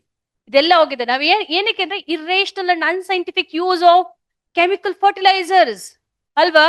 ರಾಸಾಯನಿಕ ರಸಗೊಬ್ಬರಗಳನ್ನ ಮನ ಬಂದಂತೆ ವಿವೇಚನಾ ರಹಿತವಾಗಿ ಅವೈಜ್ಞಾನಿಕವಾಗಿ ಸುರಿದು ಇಟ್ಟು ಹಸಿರು ಕ್ರಾಂತಿಯ ಒಂದು ಭ್ರಾಂತಿಯಿಂದ ಅಲ್ವೇನ್ರಿ, ಗ್ರೀನ್ ರೆವಲ್ಯೂಷನ್ ಹೆಸರಲ್ಲಿ ಬೇಕಾದಂಗೆಲ್ಲ ಸುರಿದು ಬಿಟ್ವಿ, ಯೂರಿಯಾ, DAP, ಅವು ಇವು ಅಂತ. ಸೊ ಹಾಗಾಗಿ ಮಣ್ಣಿನ ಸತ್ವ ಶಿಥಿಲಗೊಂಡಿದೆ, ಕ್ಷೀಣಿಸಿದೆ. ಸೊ ಇದನ್ನ ನಾವು we have to restore the fertility of the soil. ಅದಕ್ಕೇನೆ ಈ ಒಂದು ವಸುಧಾಮೃತ ಅಂತ ತಂದಿದ್ದಾರೆ. ಏನ್ ಮಾಡ್ಬೋದು ನಿಮ್ ಪ್ರಕಾರ? How we can going to enrich the fertility of the soil, carbon content of the soil ಏನ್ ಮಾಡ್ಬೋದು? ವಸುಧಾಮೃತ ಅಲ್ಲಿ ಆಬ್ಜೆಕ್ಟಿವ್ ನಿಮಗೆ ಸಾವಯವ ಕೃಷಿ ಅಂದ್ರೆ ಏನು? Organic farming. ಆರ್ಗ್ಯಾನಿಕ್ ಫಾರ್ಮಿಂಗ್ ಅಲ್ಲಿ ಏನ್ ಮಾಡ್ತೀವಿ ನಾವು? ಕೆಮಿಕಲ್ ಫರ್ಟಿಲೈಸರ್ಸ್ ಬಳಸ್ತೀವ, ಮತ್ತೆ ಕೊಟ್ಟಿಗೆ ಗೊಬ್ಬರ, ಎರೆಹುಳು ಗೊಬ್ಬರ, ವರ್ಮಿ ಕಾಂಪೋಸ್ಟಿಂಗ್ ಇಂಥದನ್ನ ಬಳಸಬೇಕು. ಓಕೆ, ಸೊ ವಸುಧಾಮೃತ ಅಲ್ಲಿ increasing the carbon content of the soil. Okay, organic carbon content, eco friendly agriculture, ಪರಿಸರ ಸ್ನೇಹಿ, ಎಕೋ ಫ್ರೆಂಡ್ಲಿ ಅಗ್ರಿಕಲ್ಚರ್, ಪರಿಸರ ಸ್ನೇಹಿ ಕೃಷಿ ವ್ಯವಸ್ಥೆ, ವಸುಧಾಮೃತ. ನೆಕ್ಸ್ಟ್ ಸಸ್ಯ ಸಂಜೀವಿನಿ, ಸಸ್ಯ ಸಂಜೀವಿನಿ, ಸಸ್ಯ ಸಂಜೀವಿನಿ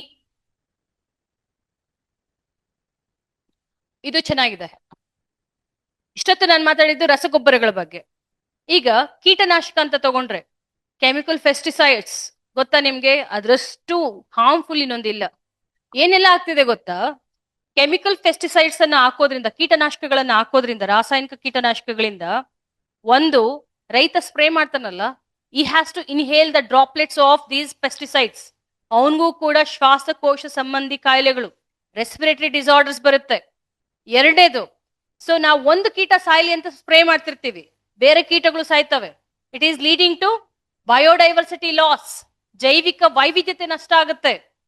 ಸೊ ಅಷ್ಟೇ ಅಲ್ಲ, ಆ ಒಂದು ಕೀಟನಾಶಕ ಮಣ್ಣಿಗೆ ಬಿದ್ದು ಮಣ್ಣು ಕೂಡ ವಿಷಪೂರಿತ ಆಗುತ್ತೆ. The soil will become poisonous, isn't it? ಇಷ್ಟೆಲ್ಲ ನೆಗೆಟಿವ್ ಆಸ್ಪೆಕ್ಟ್ಸ್ ಇದಾವೆ. ಅದಕ್ಕೋಸ್ಕರ ಏನ್ ಮಾಡ್ಬೋದು ಅಂತಂದ್ರೆ, what is the alternative available? ಏನಿದೆ ನಮ್ಗೆ ಪರ್ಯಾಯ ಮಾರ್ಗ? ಜೈವಿಕ ಕೀಟನಾಶಕ. ಏನಿಲ್ಲ ರೀ, ಬೇವು ತಗೊಂಬರುತ್ತೆ, ಬೇವಿನ ಎಲೆಗಳು, ಬೇವಿನ ಎಂತದು ಏನಪ್ಪ ಅದು ಅಲ್ಲ, ಬೇವಿಂದು ಕಾಯಿ, ಅದೆಲ್ಲ ಕ್ರಶ್ ಮಾಡಿ ಅದನ್ನ ಸ್ಪ್ರೇ ಮಾಡ್ತಾರೆ. ಅದಾದ್ಮೇಲೆ ಗೋಮೂತ್ರ, ಇದು ಜೀವಾಮೃತ ಕೇಳಿದಿರಾ? ಝೀರೋ ಬಜೆಟ್ ನ್ಯಾಚುರಲ್ ಫಾರ್ಮಿಂಗ್ ಅಲ್ಲಿ ಜೀವಾಮೃತದಲ್ಲಿ ಸಗಣಿ, ಗೋಮೂತ್ರ, ಮಣ್ಣು ಮತ್ತೆ ಗೋಧಿ ಹಿಟ್ಟು, ಬೆಲ್ಲ ಇವೆಲ್ಲ ಕಲಿಸ್ಬಿಟ್ಟು ಸ್ಪ್ರೇ ಮಾಡ್ತಾರೆ. ಓಕೆ, ಸೊ ಈ ರೀತಿ ಇನ್ನ ಕೆಲವೊಂದು ಇದ್ರಲ್ಲಿ ಮಜ್ಜಿಗೆ ಮತ್ತೆ ಬೆಳ್ಳುಳ್ಳಿ ಕ್ರಶ್ ಮಾಡಿ ಹಾಕ್ಬಿಟ್ಟು ಮಜ್ಜಿಗೆನ ಸ್ಪ್ರೇ ಮಾಡ್ತಾರೆ. ಆಮೇಲೆ ಬೇರೆ ಬೇರೆ ಒಂದು ಮೆಥಡ್ಸ್ ಏನಪ್ಪಾ ಅಂದ್ರೆ ಈ ಒಂದು ಕೀಟಗಳಿಂದ ಕೀಟ ಬಾಧೆಯಿಂದ ತಪ್ಪಿಸ್ಕೊಳ್ಳಕ್ಕೆ ಸ್ಟಿಕ್ಕಿ ಟ್ರಾಪ್ಸ್ ಅಂತ ಟ್ರಾಪ್ಸ್ ಅಂತ ಕೇಳಿದೀರಾ? ಸೊ ಮಧ್ಯದಲ್ಲಿ ಹೂ ತೋಟ ಇದೆ ಅಂತ ಅನ್ಕೊಳ್ಳಿ, ಮಧ್ಯದಲ್ಲಿ ಒಂದು ಕಲರ್ಫುಲ್ ಒಂದು ಸ್ಟಿಕ್ಕರ್ ಹಾಕ್ಬಿಡೋದು, ಅದ್ರ ಮೇಲೆ ಎಲ್ಲ ಗಮ್ ಹಾಕ್ಬಿಡೋದು. ಪಾಪ ನೊಣಗಳು ನಮ್ಮಷ್ಟು ಬುದ್ಧಿ ಇಲ್ಲ ಅವಕ್ಕೆ, ಕೀಟಗಳಿಗೆ. ಅದೇ ನಿಜವಾದ ಹೂ ಅಂತ ಕುತ್ಕೊಳ್ಳುತ್ತೆ, ಅಲ್ಲೇ ಅಂಟ್ಕೊಂಡ್ಬಿಡುತ್ತೆ. ಇದನ್ನ ಸ್ಟಿಕ್ಕಿ ಟ್ರಾಪ್ಸ್ ಅಂತೀವಿ. ಅಥವಾ ಹೈ ಹೀಲ್ಡಿಂಗ್ ಕ್ರಾಪ್ ಅಲ್ಲಿ ಯಾವ್ದಾದ್ರು ಚೆಂಡು ಮಲ್ಲಿಗೆ ಅಂತದ್ ಬೆಳೆಯೋದು, ಇವೆಲ್ಲ ಕೂಡ ಬಯೋ ಕಂಟ್ರೋಲ್ ಮೆಥಡ್ಸ್ ಅಂತ ಹೇಳ್ತೀವಿ. ಅರ್ಥ ಆಗ್ತಿದ್ಯಾ? ಈಗ ಟೊಮೆಟೊ ತೋಟದಲ್ಲಿ ಚೆಂಡು ಹೂವನ್ ಬೆಳೆಯೋದು. ಯಾಕೆ ಚೆಂಡು ಹೂವ? ಮ್ಯಾರಿಗೋಲ್ಡ್. ಯಾಕೆಂದ್ರೆ ಟೊಮೆಟೊಗ್ ಮುತ್ತಲ್ಲ ಕೀಟ, ಹೋಗ್ಬಿಟ್ಟು ಈ ಒಂದು ಚೆಂಡು ಹೂ ಕುತ್ಕೊಳ್ಳಿ ಅಂತ. ಇವೆಲ್ಲದನ್ನು ಕೂಡ ಈ ಸಸ್ಯ ಸಂಜೀವಿನಿಯಲ್ಲಿ we use bio control agents and bio pesticides to get rid of chemical pesticides. Okay, Sasya Sanjeevini again to first ಏನ್ ಮಾಡ್ತೀವಿ, ಡಿಸೀಸ್ ಪೆಸ್ಟ್ ಗಳನ್ನ ಅರ್ಲಿ ಸ್ಟೇಜ್ ಅಲ್ಲೇನೆ ಸೊ ಫೈಂಡ್ ಔಟ್ ಮಾಡಿ ಅದಕ್ಕೆ ಬೇಕಾಗಿರುವಂತಹ ಬಯೋ ಪೆಸ್ಟಿಸೈಡ್ಸ್. ನೋಡಿ, ಇದು ಫರ್ಟಿಲೈಸರ್ ಸಂಬಂಧಿಸಿದ್ದು ವಸುಧಾಮೃತ, ಇದು ಬಯೋ ಪೆಸ್ಟಿಸೈಡ್ಸ್ ಜೈವಿಕ ಕೀಟನಾಶಕಗಳು, ಜೈವಿಕ ಕೀಟನಾಶಕಗಳು. ನೆಕ್ಸ್ಟ್ ನಿಮ್ಗೆ ಕಿಸಾನ್ ಕಾಲ್ ಸೆಂಟರ್ ಅಂತ ಕೇಳಿರ್ತೀರ, KCC. ಆದ್ರೆ ಇವಾಗ ಬೇರೆ ಏನ್ ಬಂದಿದೆ ಗೊತ್ತಾ? ರೈತ ಕರೆ ಕೇಂದ್ರ ಅಂತ. ರೈತ ಕರೆ ಕೇಂದ್ರ, ರೈತ ಕರೆ ಕೇಂದ್ರ ಹೆಸರು ಚೇಂಜ್, ಫಾರ್ಮರ್ಸ್ ಕಾಲ್ ಸೆಂಟರ್, ರೈತ ಕರೆ ಕೇಂದ್ರ. ಏನಕ್ಕಿದು? ಇದೇನ್ ಗೊತ್ತಾ? Completely AI based, AI technology ಪೂರಿತವಾಗಿ ಏನ್ ಮಾಡ್ತಾರೆ, ರೈತನಿಗೆ ಏನ್ ಎಲ್ಲ ಡೌಟ್ಸ್ ಬಂತು ಅಂದ್ರೆ, ಏನ್ ಬೆಳೆ ಹಾಕ್ಬೇಕು, ಯಾವಾಗ ಬರುತ್ತೆ ಮಾನ್ಸೂನು, ಅಥವಾ ಯಾವ ಮಳೆಗೆ ಯಾವ ಬೆಳೆ ಹಾಕ್ಬೇಕು, ಯಾವ ಮಣ್ಣಿಗೆ ಯಾವ ಬೆಳೆ ಹಾಕ್ಬೇಕು, ಸೊ ಅಥವಾ ಈ ಒಂದು ಯಾವ್ದಾದ್ರು ಸೈಕ್ಲೋನ್ ಬರ್ತಿದ್ಯಾ, ಇವೆಲ್ಲ ಮಾಹಿತಿಯನ್ನ ರೈತ ಈ ಒಂದು ರೈತ ಕರೆ ಕೇಂದ್ರದ ಮೂಲಕ ಮಾಹಿತಿ ಪಡಿಬಹುದು. ನೆಕ್ಸ್ಟ್, ಯಾರಾದ್ರೂ ಚಿತ್ರದುರ್ಗದವ್ರು ಯಾರಾದ್ರೂ ಇದ್ರೆ ಅಲ್ಲಿ ಬಬ್ಬೂರ್ ಅಂತ, ಏನು ಬಬ್ಬೂರಲ್ಲಿ ಡಿಸ್ಟ್ರಿಕ್ಟ್ ಅಗ್ರಿಕಲ್ಚರ್ ಟ್ರೈನಿಂಗ್ ಸೆಂಟರ್ ಅಂತ ಇದೆ. ಡಿಸ್ಟ್ರಿಕ್ಟ್ ಅಗ್ರಿಕಲ್ಚರ್ ಟ್ರೈನಿಂಗ್ ಸೆಂಟರ್ ಅನ್ನ ಈಗ ಏನ್ ಮಾಡಿದಾರೆ ಗೊತ್ತಾ? So state level agri business training center ಅಂತ Babbur, state level agri business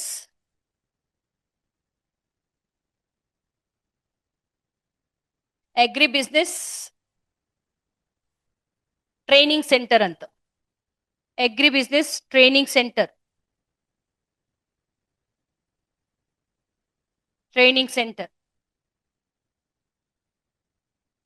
upgrade ಮಾಡಿರೋದು. ಓಕೆ, ನೆಕ್ಸ್ಟ್ ಯಾವ ತಾಲೂಕನ್ನಪ್ಪ ಕಂಪ್ಲೀಟ್ ಆರ್ಗ್ಯಾನಿಕಮ್ ಅಂತ ಮಾಡ್ಬೇಕು ಅಂತ ಹೊರಟಿದ್ದಾರೆ? ಪಾಂಡವಪುರ. ಯಾವ ಜಿಲ್ಲೆ? Mandya. Pandavapura in Mandya district, making the taluk as an organic taluk.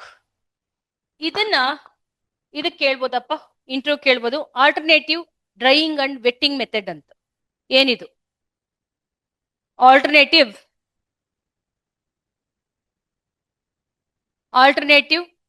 Drying and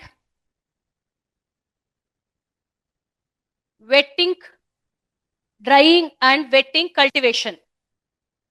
okay, ಏನಿದು ಡ್ರೈಯಿಂಗ್ ಅಂಡ್ ವೆಟ್ಟಿಂಗ್ ಮೆಥಡ್ ಅಂದ್ರೆ? ಯಾರಿಗಾದ್ರೂ ಐಡಿಯಾ ಇದೆಯಾ?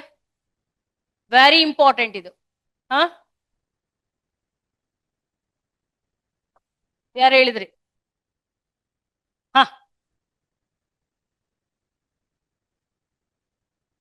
ಡ್ರೈ ಕ್ರಾಪ್ ಅಂತನಾ? ಅಲ್ಲಲ್ಲ, ಡ್ರೈ ಕ್ರಾಪ್ ಅಲ್ಲ. Correct, it is related to paddy cultivation. Exactly correct. But ಏನ್ ಮಾಡ್ತಾರೆ ಗೊತ್ತಾ? ಒಂದ್ ಸ್ವಲ್ಪ ದಿವಸ ನೀರ್ ಹಾಯಿಸ್ತಾರೆ. They will flood the field with water. ಆಮೇಲೆ several days they keep it dry. ಒಂದು 7 ರಿಂದ 10 ದಿನ ನೀರೇ ಬಿಡಲ್ಲ. The crop will sustain for few days. ಮತ್ತೇನ್ ಮಾಡ್ತಾರೆ ಗೊತ್ತಾ? ಮತ್ತೆ ನೀರ್ ಹಾಯಿಸ್ತಾರೆ. ಇದರಿಂದ 2 ಅಡ್ವಾಂಟೇಜ್ ಇದೆ. What are those 2 advantages? So alternative drying and wetting ಅಂತ. ಸೊ ಈಗ ಗದ್ದೆ ಅಂದ್ರೆ ನೀರ್ ತುಂಬಿರ್ಬೇಕು ಅಂತ ನಮ್ಮಲ್ಲಿ ಒಂದು ಕಾನ್ಸೆಪ್ಟ್ ಇದೆ, ಹೌದಾ? ಇಲ್ಲಿ ಏನ್ ಮಾಡ್ತಾರೆ? First they flood the water later they dry for several days. They dry the paddy field for several days. ಅಂದ್ರೆ ನೀರ್ ಆಯ್ಸಲ್ಲ. ಮತ್ತೆ again they reflood.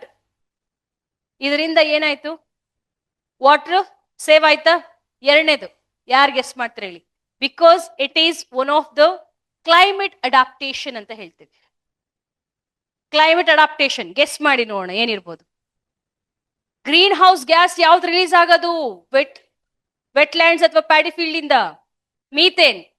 So ಸ್ಟಾಗ್ನೇಟೆಡ್ water ಇದ್ರೆ ಏನ್ ರಿಲೀಸ್ ಆಗುತ್ತೆ? ಮೀಥೇನ್ ರಿಲೀಸ್ ಆಗುತ್ತೆ. ಇವಾಗ ಇಲ್ಲ ಅಂದ್ರೆ ಸ್ವಲ್ಪ ದಿನ we can able to curb the emission of methane from paddy fields. ಹೌದಾ? ಎರಡು advantage, efficient use of water and we can curb the emission of methane. Okay, it's the best method, efficient and effective paddy cultivation method. ಇದಕ್ಕೂ ಮುಂಚೆ UPSC prelims ಅಲ್ಲಿ ಕೇಳಿದ ಶ್ರೀ ಅಂತ ಅಂದ್ಬಿಟ್ಟು, Shri cultivation ಅಂತ. ಶ್ರೀ ಅಂದ್ರೆ ಏನು? ಸಿಸ್ಟಮ್ಯಾಟಿಕ್ ರೈಸ್ ಇಂಟೆನ್ಸಿಫಿಕೇಶನ್ ಸಿಸ್ಟಮ್ ಅಂತ. ಓಕೆ, ಅದು ಸಿಂಗಲ್ ಪ್ಲೇಸಿಂಗ್ ಆಫ್ ಸ್ಯಾಪ್ಲಿಂಗ್ಸ್ ಅಂದ್ರೆ ಒಂದೊಂದನ್ನು ಮೊದಲೆಲ್ಲ ನಾವ್ ಹಿಂಗೆ ಒಂದು ಗುಚ್ಚ ಗುಚ್ಚ ಇಡ್ತೀವಲ್ಲ, ಆ ತರ ಅಲ್ಲ. ಒಂದೊಂದು ಪ್ಯಾಡಿ ಇದನ್ನ ತಗೊಂಡು ಸ್ಯಾಪ್ಲಿಂಗ್ಸ್ ಅನ್ನ ತಗೊಂಡು ಅದನ್ನ ನಾಟಿ ಮಾಡೋದು. ಸೊ ಅದರಿಂದನೂ ಕೂಡ ವಾಟರ್ ಸೇವ್ ಆಗುತ್ತೆ. So this very important. So they dry out field for several days. Okay, water consumption 30 to 50% ಕಮ್ಮಿ ಆಗುತ್ತಂತೆ. ನೆಕ್ಸ್ಟ್ ರೈತ ಮಾಲ್ಸ್. ರೈತ ಮಾಲ್ಸ್ ಅನ್ನ ಎಲ್ಲಿ? ಕೋಲಾರದಲ್ಲಿ ಬಿಲ್ಡ್ ಮಾಡ್ತಿದ್ದಾರೆ. ಕೋಲಾರದವ್ರಿಗೆ ಯಾರಿಗಾದ್ರು ಗೊತ್ತಿರ್ಬೇಕು ರೈತ ಮಾಲ್ಸ್ ಅಂತ. ರೈತರಿಗೂ ಮಾಲ್ಗಳು ಈಗ ಇಲ್ಲಿದೆ ಅಲ್ಲ, GT ಮಾಲು, ಲೂಲು ಮಾಲು, ಆ ತರ. So they get all the information there. Next Lingambudhi park ಎಲ್ಲಿ ಬರ್ತಿದೆ? ಲಿಂಗಾಂಬುದಿ. ಲಿಂಗಾಂಬುದಿ ಪಾರ್ಕ್. ಲಿಂಗಾಂಬುದಿ ಪಾರ್ಕ್ ಎಲ್ಲಿ? ನಮ್ಮ CM ಡಿಸ್ಟ್ರಿಕ್ಟ್ ಯಾವುದು? Mysuru. And moreover, this is very important. Karnataka kuda ಈಗ hydroponics and cocoponics. What do you mean by this? Hydroponics and cocoponics. Yes, I forgot to neem seed kernel extract. Very good. Aishwarya Sagar. Me Chitragurgana Aishwarya Dore. Aishwarya Pallavi to control pest in rice cultivation. Yes.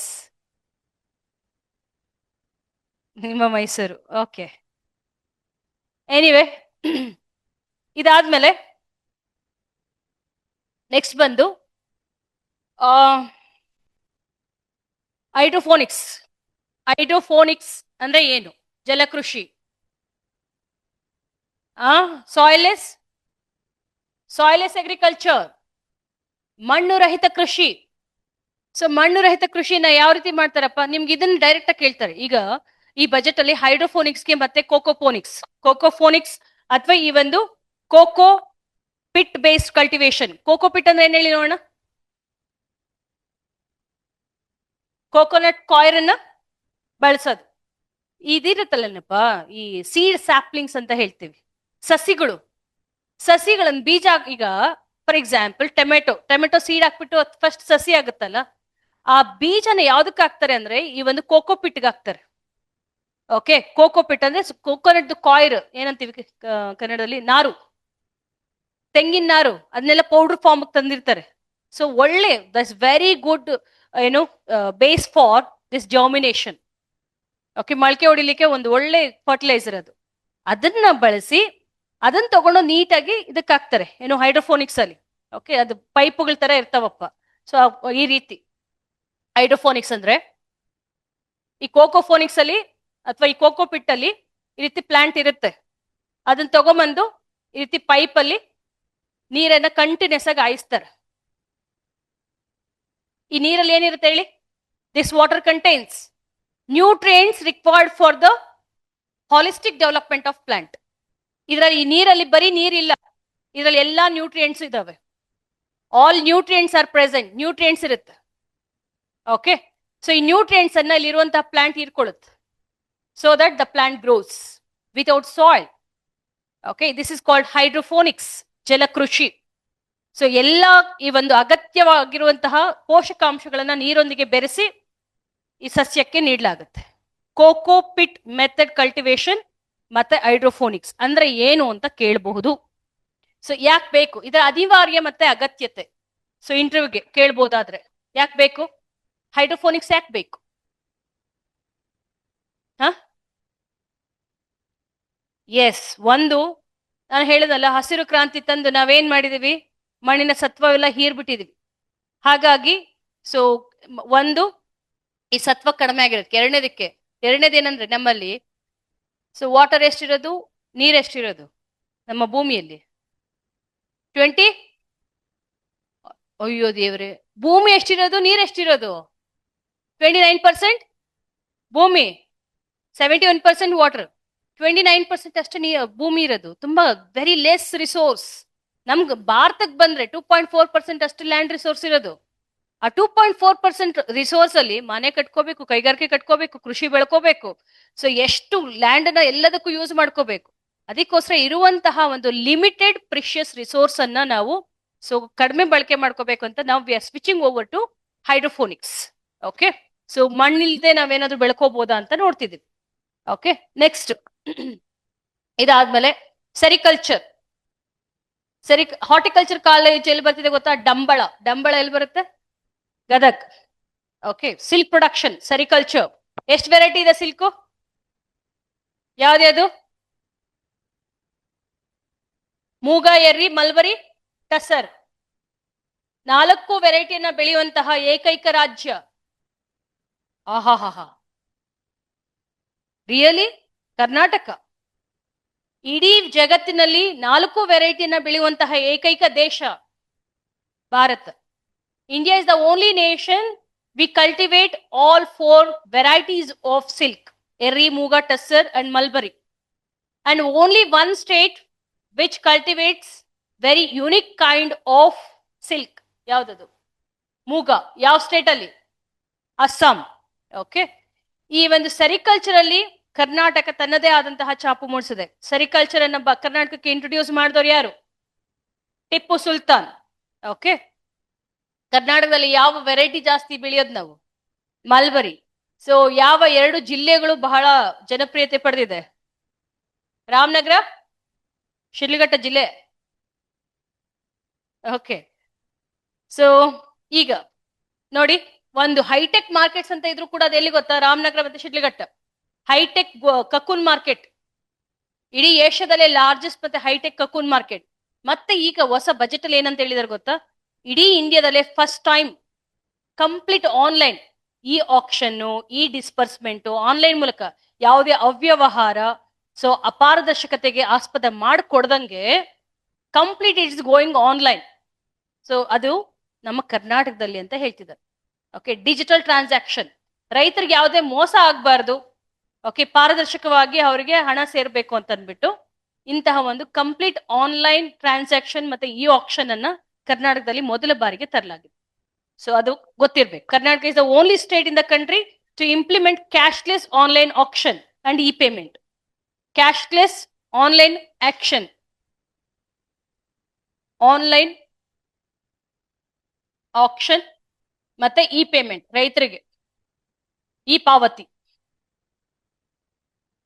ಕಕುನ್ market ಅಲ್ಲಿ, ಗೂಡು, ರೇಷ್ಮೆ ಗೂಡು ಮಾರುಕಟ್ಟೆಯಲ್ಲಿ. Okay, so 15 major markets ಅಲ್ಲಿ ಈ ರೀತಿ ವ್ಯವಸ್ಥೆ. ಈಗ ಏನಾದ್ರು ನಾರ್ತ್ ಕರ್ನಾಟಕದಲ್ಲಿ ಬೆಳಿತಾರ ಗೂಡನ್ನ? ರೇಷ್ಮೆ ಗೂಡನ್ನ ಬೆಳಿತಾರ? ರೇಷ್ಮೆ ನಾರ್ತ್ ಕರ್ನಾಟಕದಲ್ಲಿ ಬೆಳಿತಾರೆ. ಎಲ್ಲಿ ನೋಡೋಣ, 1-2 ಜಿಲ್ಲೆ ಹೇಳಿ.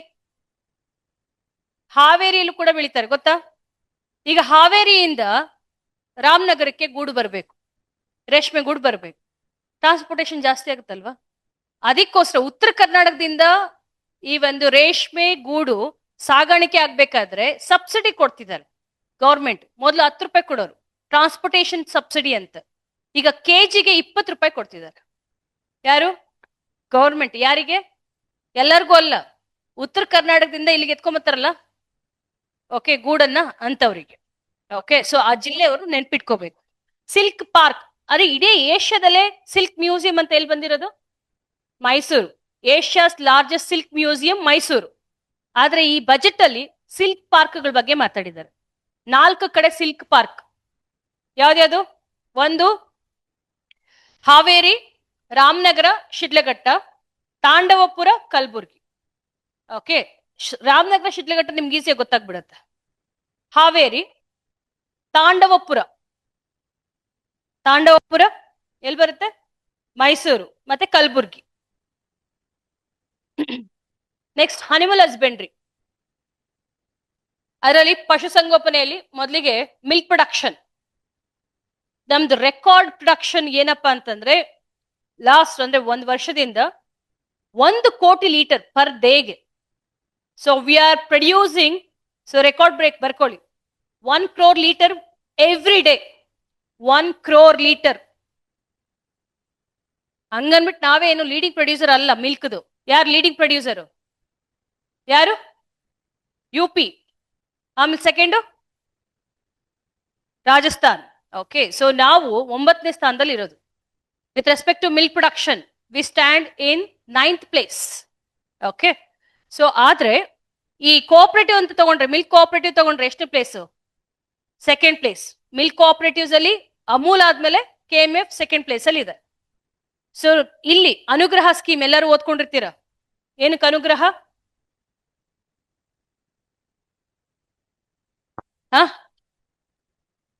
ಏನಕ್ಕೆ ಅನುಗ್ರಹ? ಪ್ರಾಣಿಗಳು ಸತ್ತಾಗ, ಆಕಸ್ಮಿಕವಾಗಿ ಸಾವನ್ನಪ್ಪಿದಾಗ ಎಷ್ಟು ಕೊಡ್ತಾರೆ? ಪ್ರಾಣಿಗಳಲ್ಲ, ಕುರಿ, ಮೇಕೆ, ಹಸು. ಪ್ರಾಣಿ ಅಂತಂದ್ರೆ ನಾಯಿ ಸತ್ರ ಕೊಡ್ತಾರ?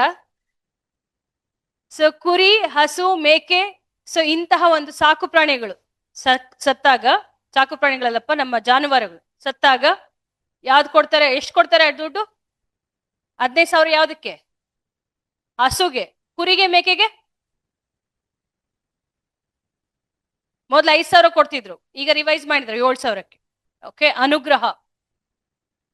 Next traditional migratory. ಇದು ಮೊನ್ನೆ ಯಾವುದೇ ಎಕ್ಸಾಮ್ಗೂ ಕೇಳಿದ್ರು. ಕುರಿಗಾಹಿಗಳ ರಕ್ಷಣೆಗಾಗಿ ಒಂದು ಮಸೂದೆ ಕಾಯ್ದೆ ಬಂದಿದೆ, ಗೊತ್ತಾ ನಿಮ್ಗೆ? Shepherds protection act. ಸೊ ಏನು ಅಂದ್ರೆ ಈ ಶೆಫರ್ಡ್ಸ್ ಪ್ರೊಟೆಕ್ಷನ್ ಆಕ್ಟ್ ಅಗತ್ಯತೆ ಇತ್ತಾ? Is it really required? ಯಾಕಂದ್ರೆ ವಲಸೆ ಬಂದಿರುವಂತಹ ಕುರಿಗಾಯಿಗಳ ಮೇಲೆ ಹಲ್ಲೆ ಮಾಡ್ತಿದ್ರು, ದೌರ್ಜನ್ಯ ಮಾಡ್ತಿದ್ರು. ಅದನ್ನ ತಡಿಲಿಕ್ಕೆ ಅವ್ರಿಗೆ ಐಡೆಂಟಿಟಿ ಕಾರ್ಡ್ಸ್ ಕೊಡ್ತಾರೆ. ಅಂತಹ ದೌರ್ಜನ್ಯವೇನಾದ್ರೂ ಕಂಡು ಬಂದಲ್ಲಿ ಸೊ ಇದೊಂದು ಶಿಕ್ಷಾರ್ಹ ಅಪರಾಧ ಅಂತ ಪರಿಗಣಿಸಲಾಗಿದೆ. It is a criminal offence if you conduct any crime against the migratory shepherd.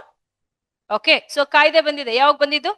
2025ರಲ್ಲಿ. ಅವ್ರಿಗೆಲ್ಲ ಕೂಡ ಐಡೆಂಟಿಟಿ ಕಾರ್ಡ್ಸ್ ಕೊಟ್ಟಿದ್ದಾರಪ್ಪ. Traditional migratory shepherds protection act. Next so sheep ಮತ್ತೆ ಗೋಟ್ ಫಾರ್ಮಿಂಗ್ ಬೆಳಗಾವಿ ಮತ್ತೆ ಕಲಬುರ್ಗಿ ಡಿವಿಷನ್ಸ್ ಅಲ್ಲಿ ತಂದಿದ್ದಾರೆ. ಸೊ ಗೊತ್ತಿರುತ್ತೆ ನಿಮ್ಗೆ. ಆಮೇಲೆ ಬೋಯರ್ ಗೋಟ್ ಅಂತ ಕೇಳಿದಿರ? ಬೋಯರ್ ಗೋಟ್ ವೆರೈಟಿ ಅದು, ನೋಡೋಣ ನಿಮ್ಗೆ ಏನಾದ್ರು. ಬೋಯರ್ ಗೋಟ್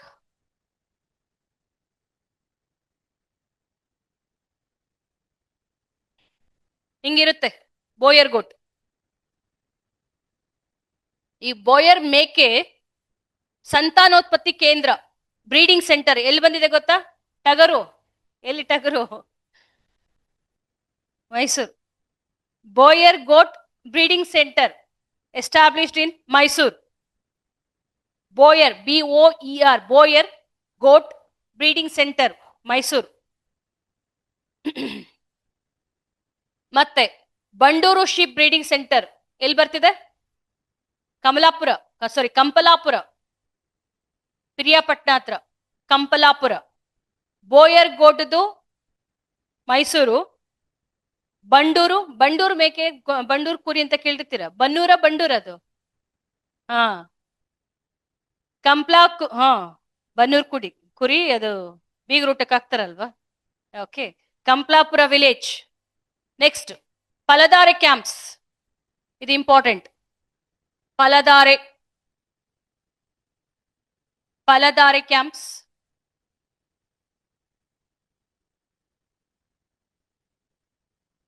ಫಲಧಾರೆ ಕ್ಯಾಂಪ್ಸ್ 1 calf per year, ವರ್ಷಕ್ಕೊಂದು ಕರು ಅಂತ ಈ ಕಾನ್ಸೆಪ್ಟ್ ಕೆಳಗಡೆ. ಫಲಧಾರೆ ಕ್ಯಾಂಪ್ಸ್ ವರ್ಷಕ್ಕೊಂದು ಕರು, 1 calf per year. 1 calf per year, ವರ್ಷಕ್ಕೊಂದು ಕರು. ಫಲಧಾರೆ ಕ್ಯಾಂಪ್ ಅನ್ನ ಎಷ್ಟು ಗ್ರಾಮ ಪಂಚಾಯತ್ಗಳಲ್ಲಿ ತರಲಾಗಿದೆ ಗೊತ್ತಾ? 1000. Okay, so this Phaladhare camps will be establishing in 1000 gram panchayats. ಏನಕ್ಕೆ ಹೇಳಿ ನೋಡೋಣ? To increase the reproductive capacity okay of the livestock. ಈ ಒಂದು ಜಾನುವಾರುಗಳ ಸಂತಾನೋತ್ಪತ್ತಿ ಸಾಮರ್ಥ್ಯವನ್ನ ಹೆಚ್ಚಿಸಲಿಕ್ಕೆ. Phaladhare camps important. ಮನುಷ್ಯರಿಗೆ ಸಿಟಿ ಸ್ಕ್ಯಾನ್ ಸೆಂಟರ್ಗಳು ನೋಡಿರ್ತೀರಾ, ಈಗ ದನಗಳಿಗೂ ತಂದಿದ್ದಾರೆ CT scan. So livestock ಕೂಡ ಸಿಟಿ ಸ್ಕ್ಯಾನ್ ಸೆಂಟರ್ ಎಲ್ಲಿ ತಂದಿದ್ದಾರೆ? ಫಸ್ಟ್ ಟೈಮ್ ಬೆಂಗಳೂರು ಮತ್ತೆ Bidar. CT scan center for livestock. ಜಾನುವಾರುಗಳಿಗೆ ಸಿಟಿ ಸ್ಕ್ಯಾನ್ ಅಂದ್ರೆ ಏನು? ಸಿಟಿ ಅಂದ್ರೆ ಏನು?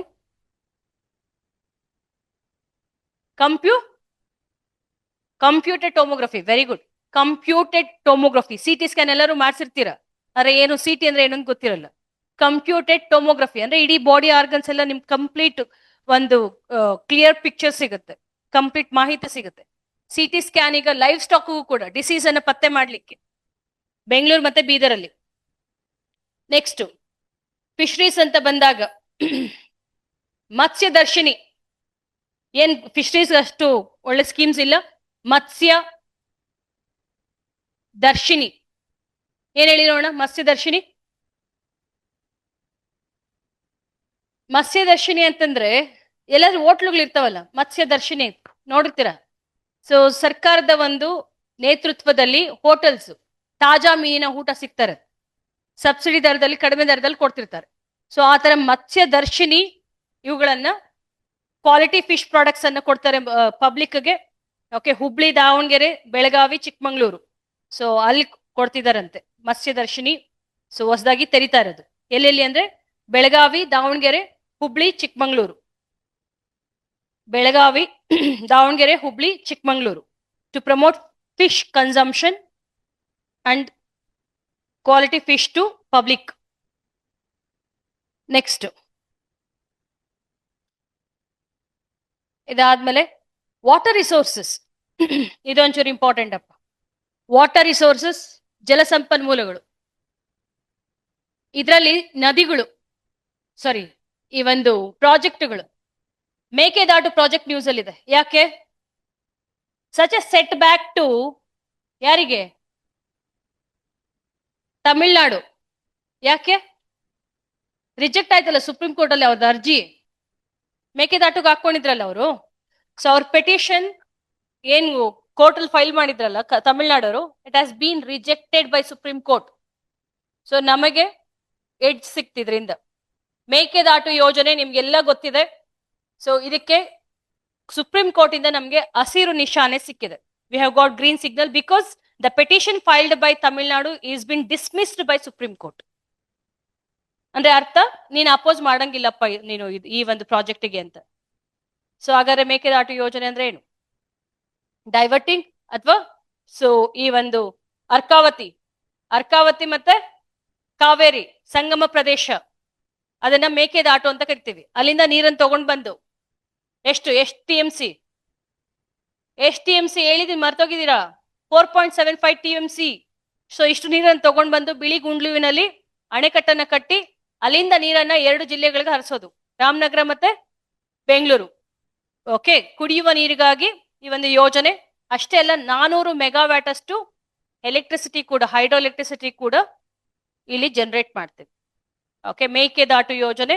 ತಮಿಳ್ನಾಡು ಇದಕ್ಕೆ ವಿರೋಧ ವ್ಯಕ್ತಪಡಿಸ್ತಿತ್ತು. ಈಗ ನಮಗೆ ಸುಪ್ರೀಂ ಕೋರ್ಟ್ ಇಂದ ಕ್ಲಿಯರೆನ್ಸ್ ಸಿಕ್ಕಿದೆ. ಓಕೆ, ಹಾಗಾಗಿ ಇದನ್ನ ಮೆನ್ಷನ್ ಮಾಡಿದ್ದಾರೆ, legal victory of our state ಅಂತ.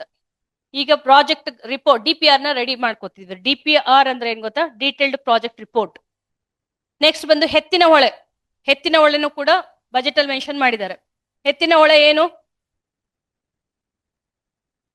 ಹೆತ್ತಿನ ಹೊಳೆ ಪ್ರಾಜೆಕ್ಟ್ ಏನು ಗೊತ್ತಾ? Netravati diversion project. ಕುಡಿಯೋ ನೀರು ಯಾರಿಗೆ?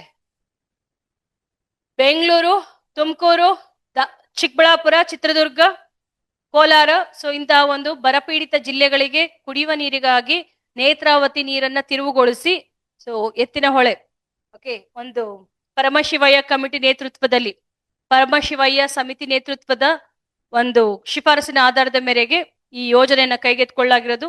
ಸೊ ಹಲವಾರು ಕಡೆ ಒಂದು 8 ಕಿರು ಅಣೆಕಟ್ಟುಗಳನ್ನು ಕೂಡ ಕಟ್ತಾರೆ. Okay, small dams will be constructed. Yettinahole very important. So next ಬಂದು ನಮ್ಮ ಇದು ಯಾವುದು ಆಲಮಟ್ಟಿ ಡ್ಯಾಮ್ದು 519 ಇಂದ ಎಷ್ಟಕ್ಕೆ ಜಾಸ್ತಿ ಮಾಡಿರೋದಾಯ್ತು 524. Okay. Kalasa Banduri scheme, Kalasa Banduri scheme ಕೂಡ ಗೊತ್ತೇ ಇದೆ ನಿಮ್ಗೆ. ಕಳಸಾ ಬಂಡೂರಿ ಯಾವ ನದಿಗೆ? ಮಹಾನದಿ, ಮಹದಾಯಿ ಆರ್ ಮಾಂಡೋವಿ. ಓಕೆ. ಅದಕ್ಕೆ ಇವಾಗ ನಮ್ಗೆ ಇವರಿಂದ ಎನ್ವಿರಾನ್ಮೆಂಟ್ ಮಿನಿಸ್ಟ್ರಿಯಿಂದ ಕ್ಲಿಯರೆನ್ಸ್ ಸಿಗ್ಬೇಕು ಅಂತ ಅದನ್ನ ಮೆನ್ಷನ್ ಮಾಡಿದ್ದಾರೆ. ಸೊ ಇದಾದ್ಮೇಲೆ ಮೈನರ್ ಇರಿಗೇಷನ್ ಅಂತ ಬಂದ್ರೆ ಎಚ್ ಎನ್ ವ್ಯಾಲಿ ಯೋಜನೆ ಅಂತ ಕೇಳಿದಿರಾ? ಮೊದಲು ಕೆಸಿ ವ್ಯಾಲಿ ಅಂತ ಹೇಳ್ತಿದ್ದೆ. KC valley, KC valley Mahadayi, correct. KC valley ಅಂದ್ರೆ ಕೋರಮಂಗಲ ಚಲ್ಲಘಟ್ಟ ವ್ಯಾಲಿ ಯೋಜನೆ ಅಂತ, ಕಣಿವೆ ಯೋಜನೆ ಅಂತ. ಇವಾಗ ಎಚ್ ಎನ್ ಯೋಜನೆ ಅಂತ. ಎಚ್ ಎನ್ ಅಂದ್ರೆ ಹೆಬ್ಬಾಳ ನಾಗವಾರ, ಹೆಬ್ಬಾಳ ನಾಗವಾರ, ಎಚ್ ಎನ್ ಹೆಬ್ಬಾಳ ನಾಗವಾರ, ನಾಗವಾರ. ಏನ್ ಮಾಡ್ತಾರೆ ಗೊತ್ತೇನ್ರಿ? ಈ KC valley, H N valley ಇವೆಲ್ಲ ನಮ್ಮ ಬೆಂಗಳೂರಲ್ಲಿರುವಂತಹ ಚರಂಡಿ ನೀರು. ಇದನ್ನ ಸಂಸ್ಕರಣೆ ಮಾಡಿ ಶುದ್ಧೀಕರಿಸಿ ಈ ನೀರನ್ನ ಯಾರು ಗಾಯಿಸ್ತಾರೆ ಗೊತ್ತಾ? ಕೋಲಾರಕ್ಕೆ, ಚಿಕ್ಕಬಳ್ಳಾಪುರಕ್ಕೆ, ಚಿಂತಾಮಣಿಗೆ. ಓಕೆ. ಸೊ ಈ ಒಂದು ಅಲ್ಲಿರುವಂತಹ ಕೆರೆಗಳು ತುಂಬಿಸ್ತಾರೆ ಈ ನೀರನ್ನ ಶುದ್ಧೀಕರಿಸಿ ಸಂಸ್ಕರಣೆ ಮಾಡಿ. ಯಾಕೆಂದ್ರೆ ಕುಡಿಯಕ್ಕಲ್ಲ, ಅಗ್ರಿಕಲ್ಚರ್ಗೂ ಅಲ್ಲ, to enhance the underground water table, ಅಂತರ್ಜಲದ ಒಂದು ಪ್ರಮಾಣವನ್ನ ಹೆಚ್ಚಿಸ್ಲಿಕ್ಕೆ. ಅಲ್ಲೆಲ್ಲ ಕೂಡ ನೋಡಿ ಎಷ್ಟು ಆಳಕ್ ಕೊರ್ಸಿದ್ರು ಕೂಡ, ಬೋರ್ ಕೊರ್ಸಿದ್ರು ಕೂಡ ನೀರ್ ಸಿಗಲ್ಲ. ಅದಕ್ಕೋಸ್ಕರ ಅಲ್ಲಿರುವಂತಹ ಒಂದು ಅಂತರ್ಜಲ ಪ್ರಮಾಣ ಹೆಚ್ಚಿಸ್ಬೇಕು ಅಂತ ಅಂದ್ಬಿಟ್ಟು ಇಂತಹ ಒಂದು ಯೋಜನೆ. ಓಕೆ. ಹೆಬ್ಬಾಳ ನಾಗವಾರ ವ್ಯಾಲಿ ಯೋಜನೆ. ಎಸ್ಪೆಷಲಿ ಮೊದಲಿಗೆ ಎಷ್ಟು ಕೆರೆಗಳನ್ನ ತುಂಬಿಸ್ತಾರೆ ಅಂದ್ರೆ 164 ಕೆರೆಗಳನ್ನ ಶಿಡ್ಲಘಟ್ಟ ಮತ್ತೆ ಚಿಂತಾಮಣಿಯಲ್ಲಿ, ಶಿಡ್ಲಘಟ್ಟ ಚಿಂತಾಮಣಿ ಎಚ್ ಎನ್ ವ್ಯಾಲಿಯಲ್ಲಿ 164 ಕೆರೆಗಳು, ಫಿಲ್ಲಿಂಗ್ 164 ಟ್ಯಾಂಕ್ಸ್. ಮತ್ತೆ ಸೂಲ್ಬೆಲೆ, ನಂದುಗುಡಿ ಏನ್ ಬೇಕಾಗಲ್ಲ ಬಿಡಿ, ಆಲ್ಮೋಸ್ಟ್ ಚಿಕ್ಕಬಳ್ಳಾಪುರ ಕೋಲಾರ ಇದಕ್ಕೆ. ಮತ್ತೆ ರಿಷಭಾವತಿ ವ್ಯಾಲಿ, ರಿಷಭಾವತಿ, ರಿಷಭಾವತಿ ಪವಿತ್ರವಾದ ನದಿ ಎಲ್ಲಿ? ಬೆಂಗಳೂರಲ್ಲಿ ರಿಷಭಾವತಿ, ರಿಷಭಾವತಿ. ಈ ವ್ಯಾಲಿ ಯೋಜನೆ ಅಡಿ, ರಿಷಭಾವತಿ ವ್ಯಾಲಿ ಯೋಜನೆ ಅಡಿ ನೆಲಮಂಗಲ ಮತ್ತೆ ದೊಡ್ಡಬಳ್ಳಾಪುರ ತಾಲೂಕುಗಳಿಗೆ, ನೆಲಮಂಗಲ ಮತ್ತು ದೊಡ್ಡಬಳ್ಳಾಪುರ ತಾಲೂಕುಗಳ ಕೆರೆಗಳಿಗೆ ನೀರು ತುಂಬಿಸಲಾಗುತ್ತೆ. To fill tanks in Nelamangala and Doddaballapura. Okay. ನಾವ್ ವಿಲ್ ಕಮ್ ಟು ಎಜುಕೇಶನ್. ಎಜುಕೇಶನ್ಗೆ ಒಳ್ಳೆ ಅನುದಾನ ಕೊಟ್ಟಿದ್ದಾರಪ್ಪ. ಆಕ್ಚುಲಿ ಇಟ್ ಈಸ್ ರಿಕ್ವೈರ್ಡ್, ತುಂಬಾ ಅಗತ್ಯ ಇದೆ. ಶಿಕ್ಷಣ ಆರೋಗ್ಯಕ್ಕೆ ಹೆಚ್ಚಿನ ಪ್ರಾಶಸ್ತ್ಯ ಕೊಟ್ಟಷ್ಟು ಕೂಡ ದೇಶ ಪ್ರಗತಿ ಪಥದಲ್ಲಿ ಸಾಗುತ್ತೆ, ಅನುಮಾನವೇ ಇಲ್ಲ. ಸೊ ಇಲ್ಲಿ ನಮ್ಮ ಈ ಸ್ಟೂಡೆಂಟ್ಸ್ಗೆ ಏನಾದ್ರು ದುಡ್ಡು ಕೊಡ್ಬೇಕು ಅಂದ್ರೆ ಮಧ್ಯದಲ್ಲಿ ಮತ್ತೆ ಮಧ್ಯವರ್ತಿಗಳ ಕಾಟ ಜಾಸ್ತಿ ಅಲ್ವಾ?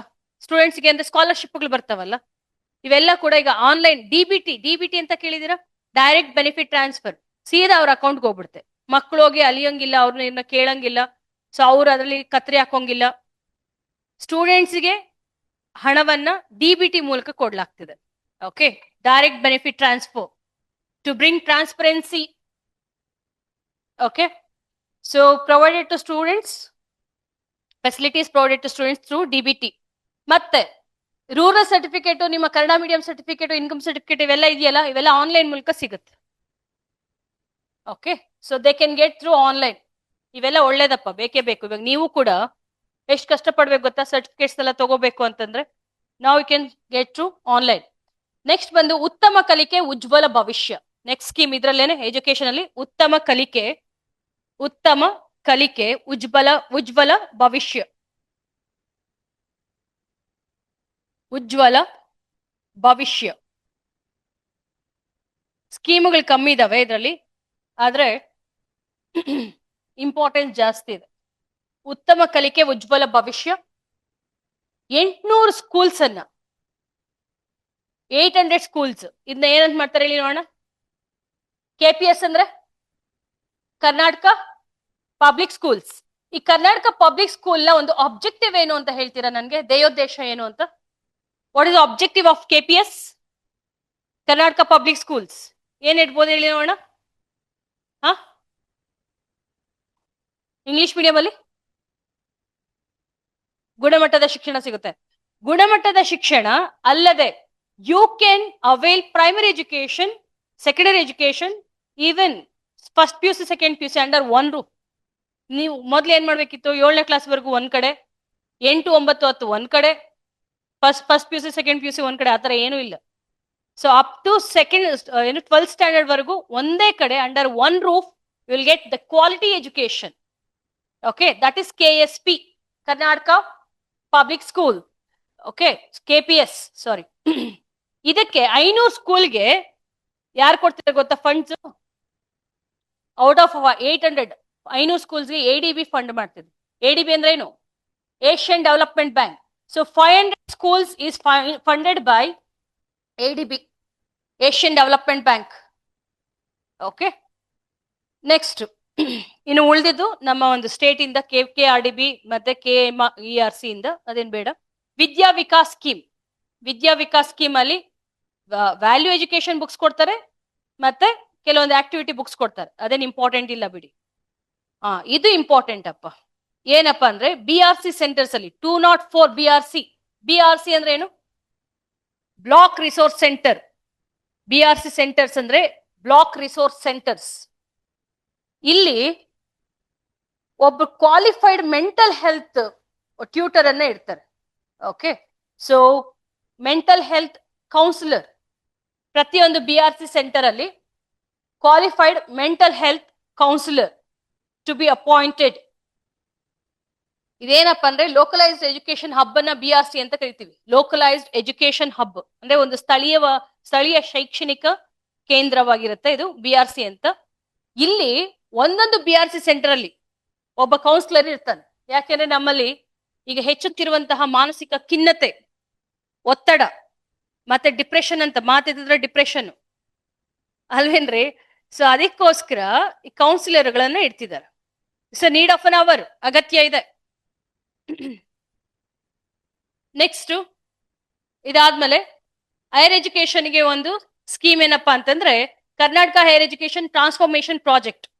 Karnataka higher education transformation project. Karnataka higher education transformation project. ಇದಕ್ಕೆ ADB ಸಪೋರ್ಟ್ ಮಾಡ್ತಿದೆ ನಮ್ಗೆ.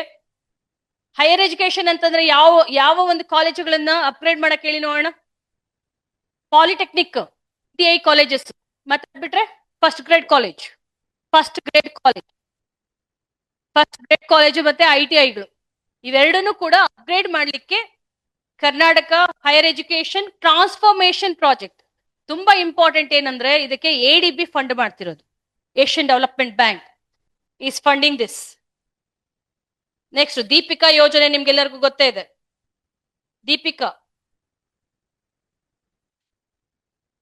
ದೀಪಿಕಾ ಕ್ವಶನ್ ಯಾವ ರೀತಿ ಕೇಳ್ಬೋದು ಅಂದ್ರೆ,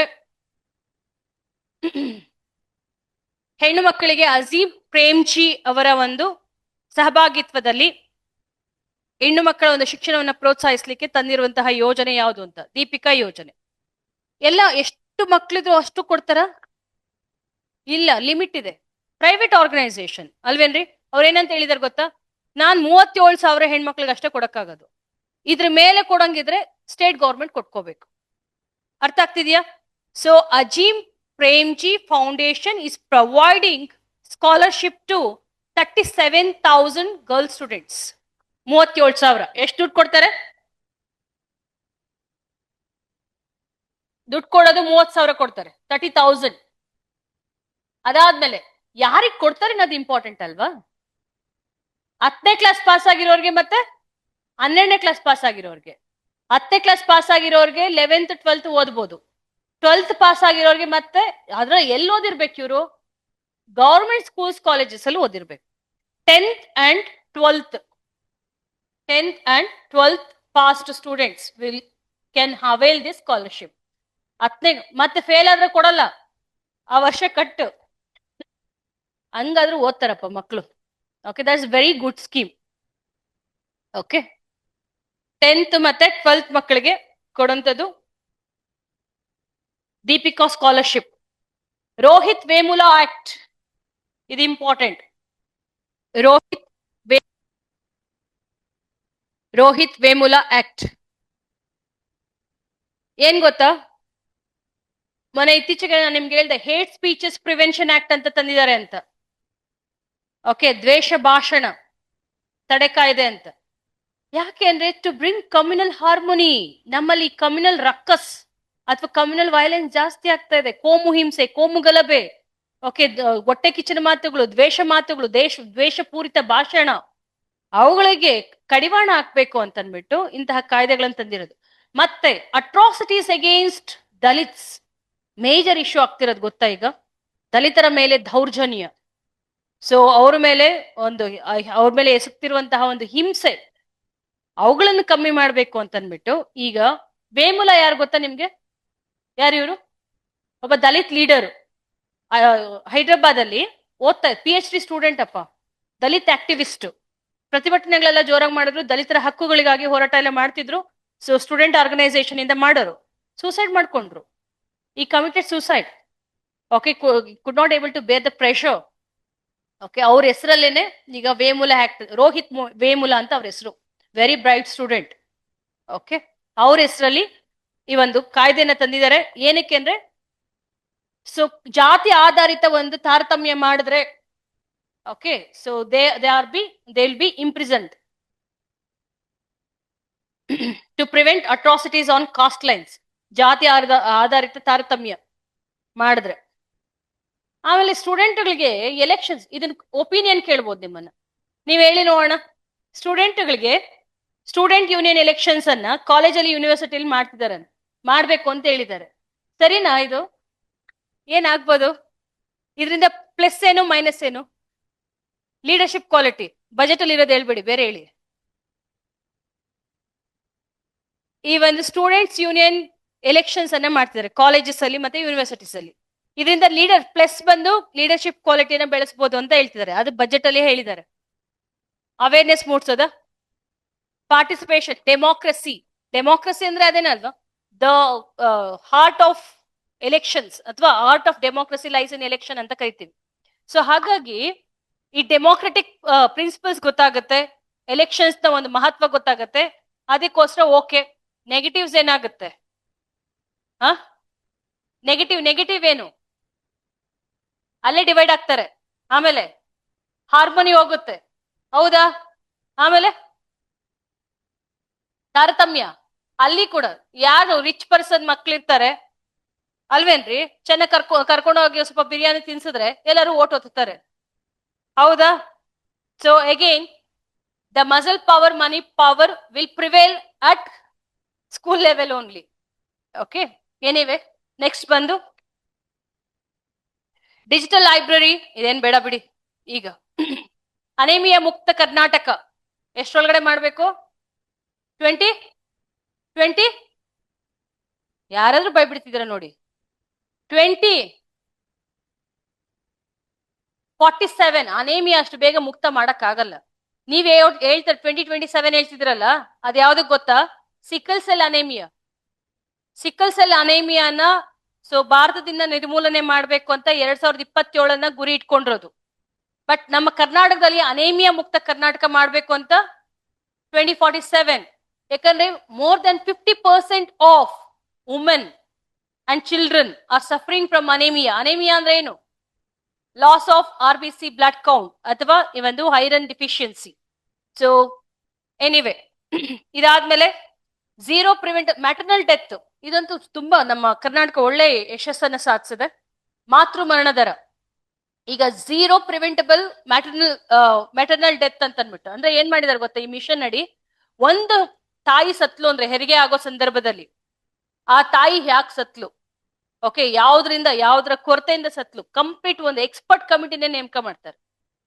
ಅದು ಎಲ್ಲ ಕಾರಣಗಳನ್ನ ಪತ್ತೆ ಹಚ್ಚಿ ಟ್ರೇಸ್ ಮಾಡ್ತಾರೆ. ಟ್ರೇಸ್ ಮಾಡಿ ಅದನ್ನ ರಿಕವರಿ ಮಾಡಿ, ಅಂದ್ರೆ ರಿಫಾರ್ಮ್ಸ್ ತಂದು ಏನೇನೆಲ್ಲ ಲೋಪದೋಷಗಳಿದಾವಲ್ಲ ಅದನ್ನೆಲ್ಲ ಕೂಡ ಸರಿಪಡಿಸ್ತಾರೆ. ಹಾಗಾಗಿ ಮೆಟರ್ನಲ್ ಡೆತ್ ಕಮ್ಮಿ ಆಗಿದೆ. ನಮ್ದು ಎಷ್ಟಿದೆ ಗೊತ್ತಾ? Any idea? 62 ಇದೆ out of 1 lakh.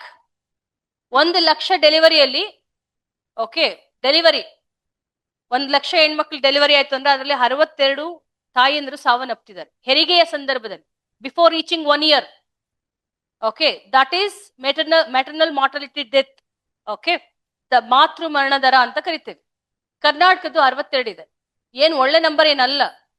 So Kerala ತಗೊಂಡ್ರೆ ಬರೀ 17, ಕೇರಳದಲ್ಲಿ ಬರೀ 17. ಮತ್ತೆ ಬೇರೆ ಮಹಾರಾಷ್ಟ್ರ ಎಲ್ಲ ಸದರ್ನ್ ಸ್ಟೇಟ್ಸ್ ಅಲ್ಲಿ ಎಲ್ಲರೂ ನಮ್ಗಿಂತ ಕಮ್ಮಿ ಇದ್ದಾರೆ. 68 ಅಲ್ಲ 62 ಕಮ್ಮಿ ಆಗಿದೆ. ಮತ್ತೆ ದ ರೀಸೆಂಟ್ ರಿಪೋರ್ಟ್. ಮತ್ತೆ ಇನ್ನೊಂದೇನಪ್ಪಾ ಅಂದ್ರೆ ನಮ್ಮ UNSDG ಇದೆಯಲ್ಲ, UNSDG ಅಂದ್ರೆ ಏನ್ ಹೇಳಿ, United nation sustainable development goals. ಆ ಗೋಲ್ ಅನ್ನ ನಾವು ರೀಚ್ ಆಗಿದ್ದೀವಿ. ಅದ್ರ ಪ್ರಕಾರ 70 ಇರ್ಬೇಕು, ಬಟ್ ನಮ್ದು ಎಷ್ಟಿದೆ, 62 ಇದೆ. UNSDG ಗೋಲ್ ರೀಚ್ ಆಗಿದ್ದೀವಿ, ಬಟ್ ಸದರ್ನ್ ಸ್ಟೇಟ್ಸ್ ಅನ್ನ ಇರುವಂತಹ ಒಂದು ಏನ್ ಸಾಧನೆ ಇದೆ ಅದಕ್ಕಿಂತ ಈಕ್ವಲೆಂಟ್ ಆಗಿ ನಾವು ಅಚೀವ್ ಮಾಡಿಲ್ಲ. ಓಕೆ, ಸೊ ನೆಕ್ಸ್ಟ್ ಹೆಲ್ತ್ ಅಷ್ಟೊಂದೇನಿಲ್ಲ. Nutrition rehabilitation centre.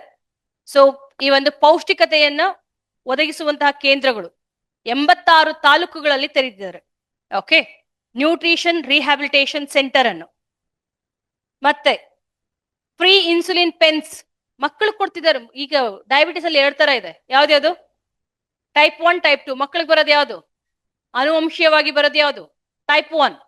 Sedentary life style ಇಂದ ಬರೋದು ಟೈಪ್ 2. ಅಂತವರಿಗೆ ಇನ್ಸುಲಿನ್ ಪೆನ್ಗಳನ್ನ ಕೊಡ್ತಿದ್ದಾರೆ.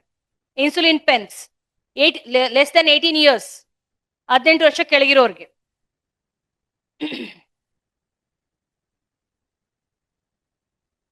ನೆಕ್ಸ್ಟ್ ಅಕ್ಕಪಡೆ ಗೊತ್ತೇ ಇದೆ ನಿಮ್ಗೆ, ಯಾರ ಒಂದು 2 ಇದರಿಂದ ಬಂದಿರೋದು ಅಕ್ಕಪಡೆ?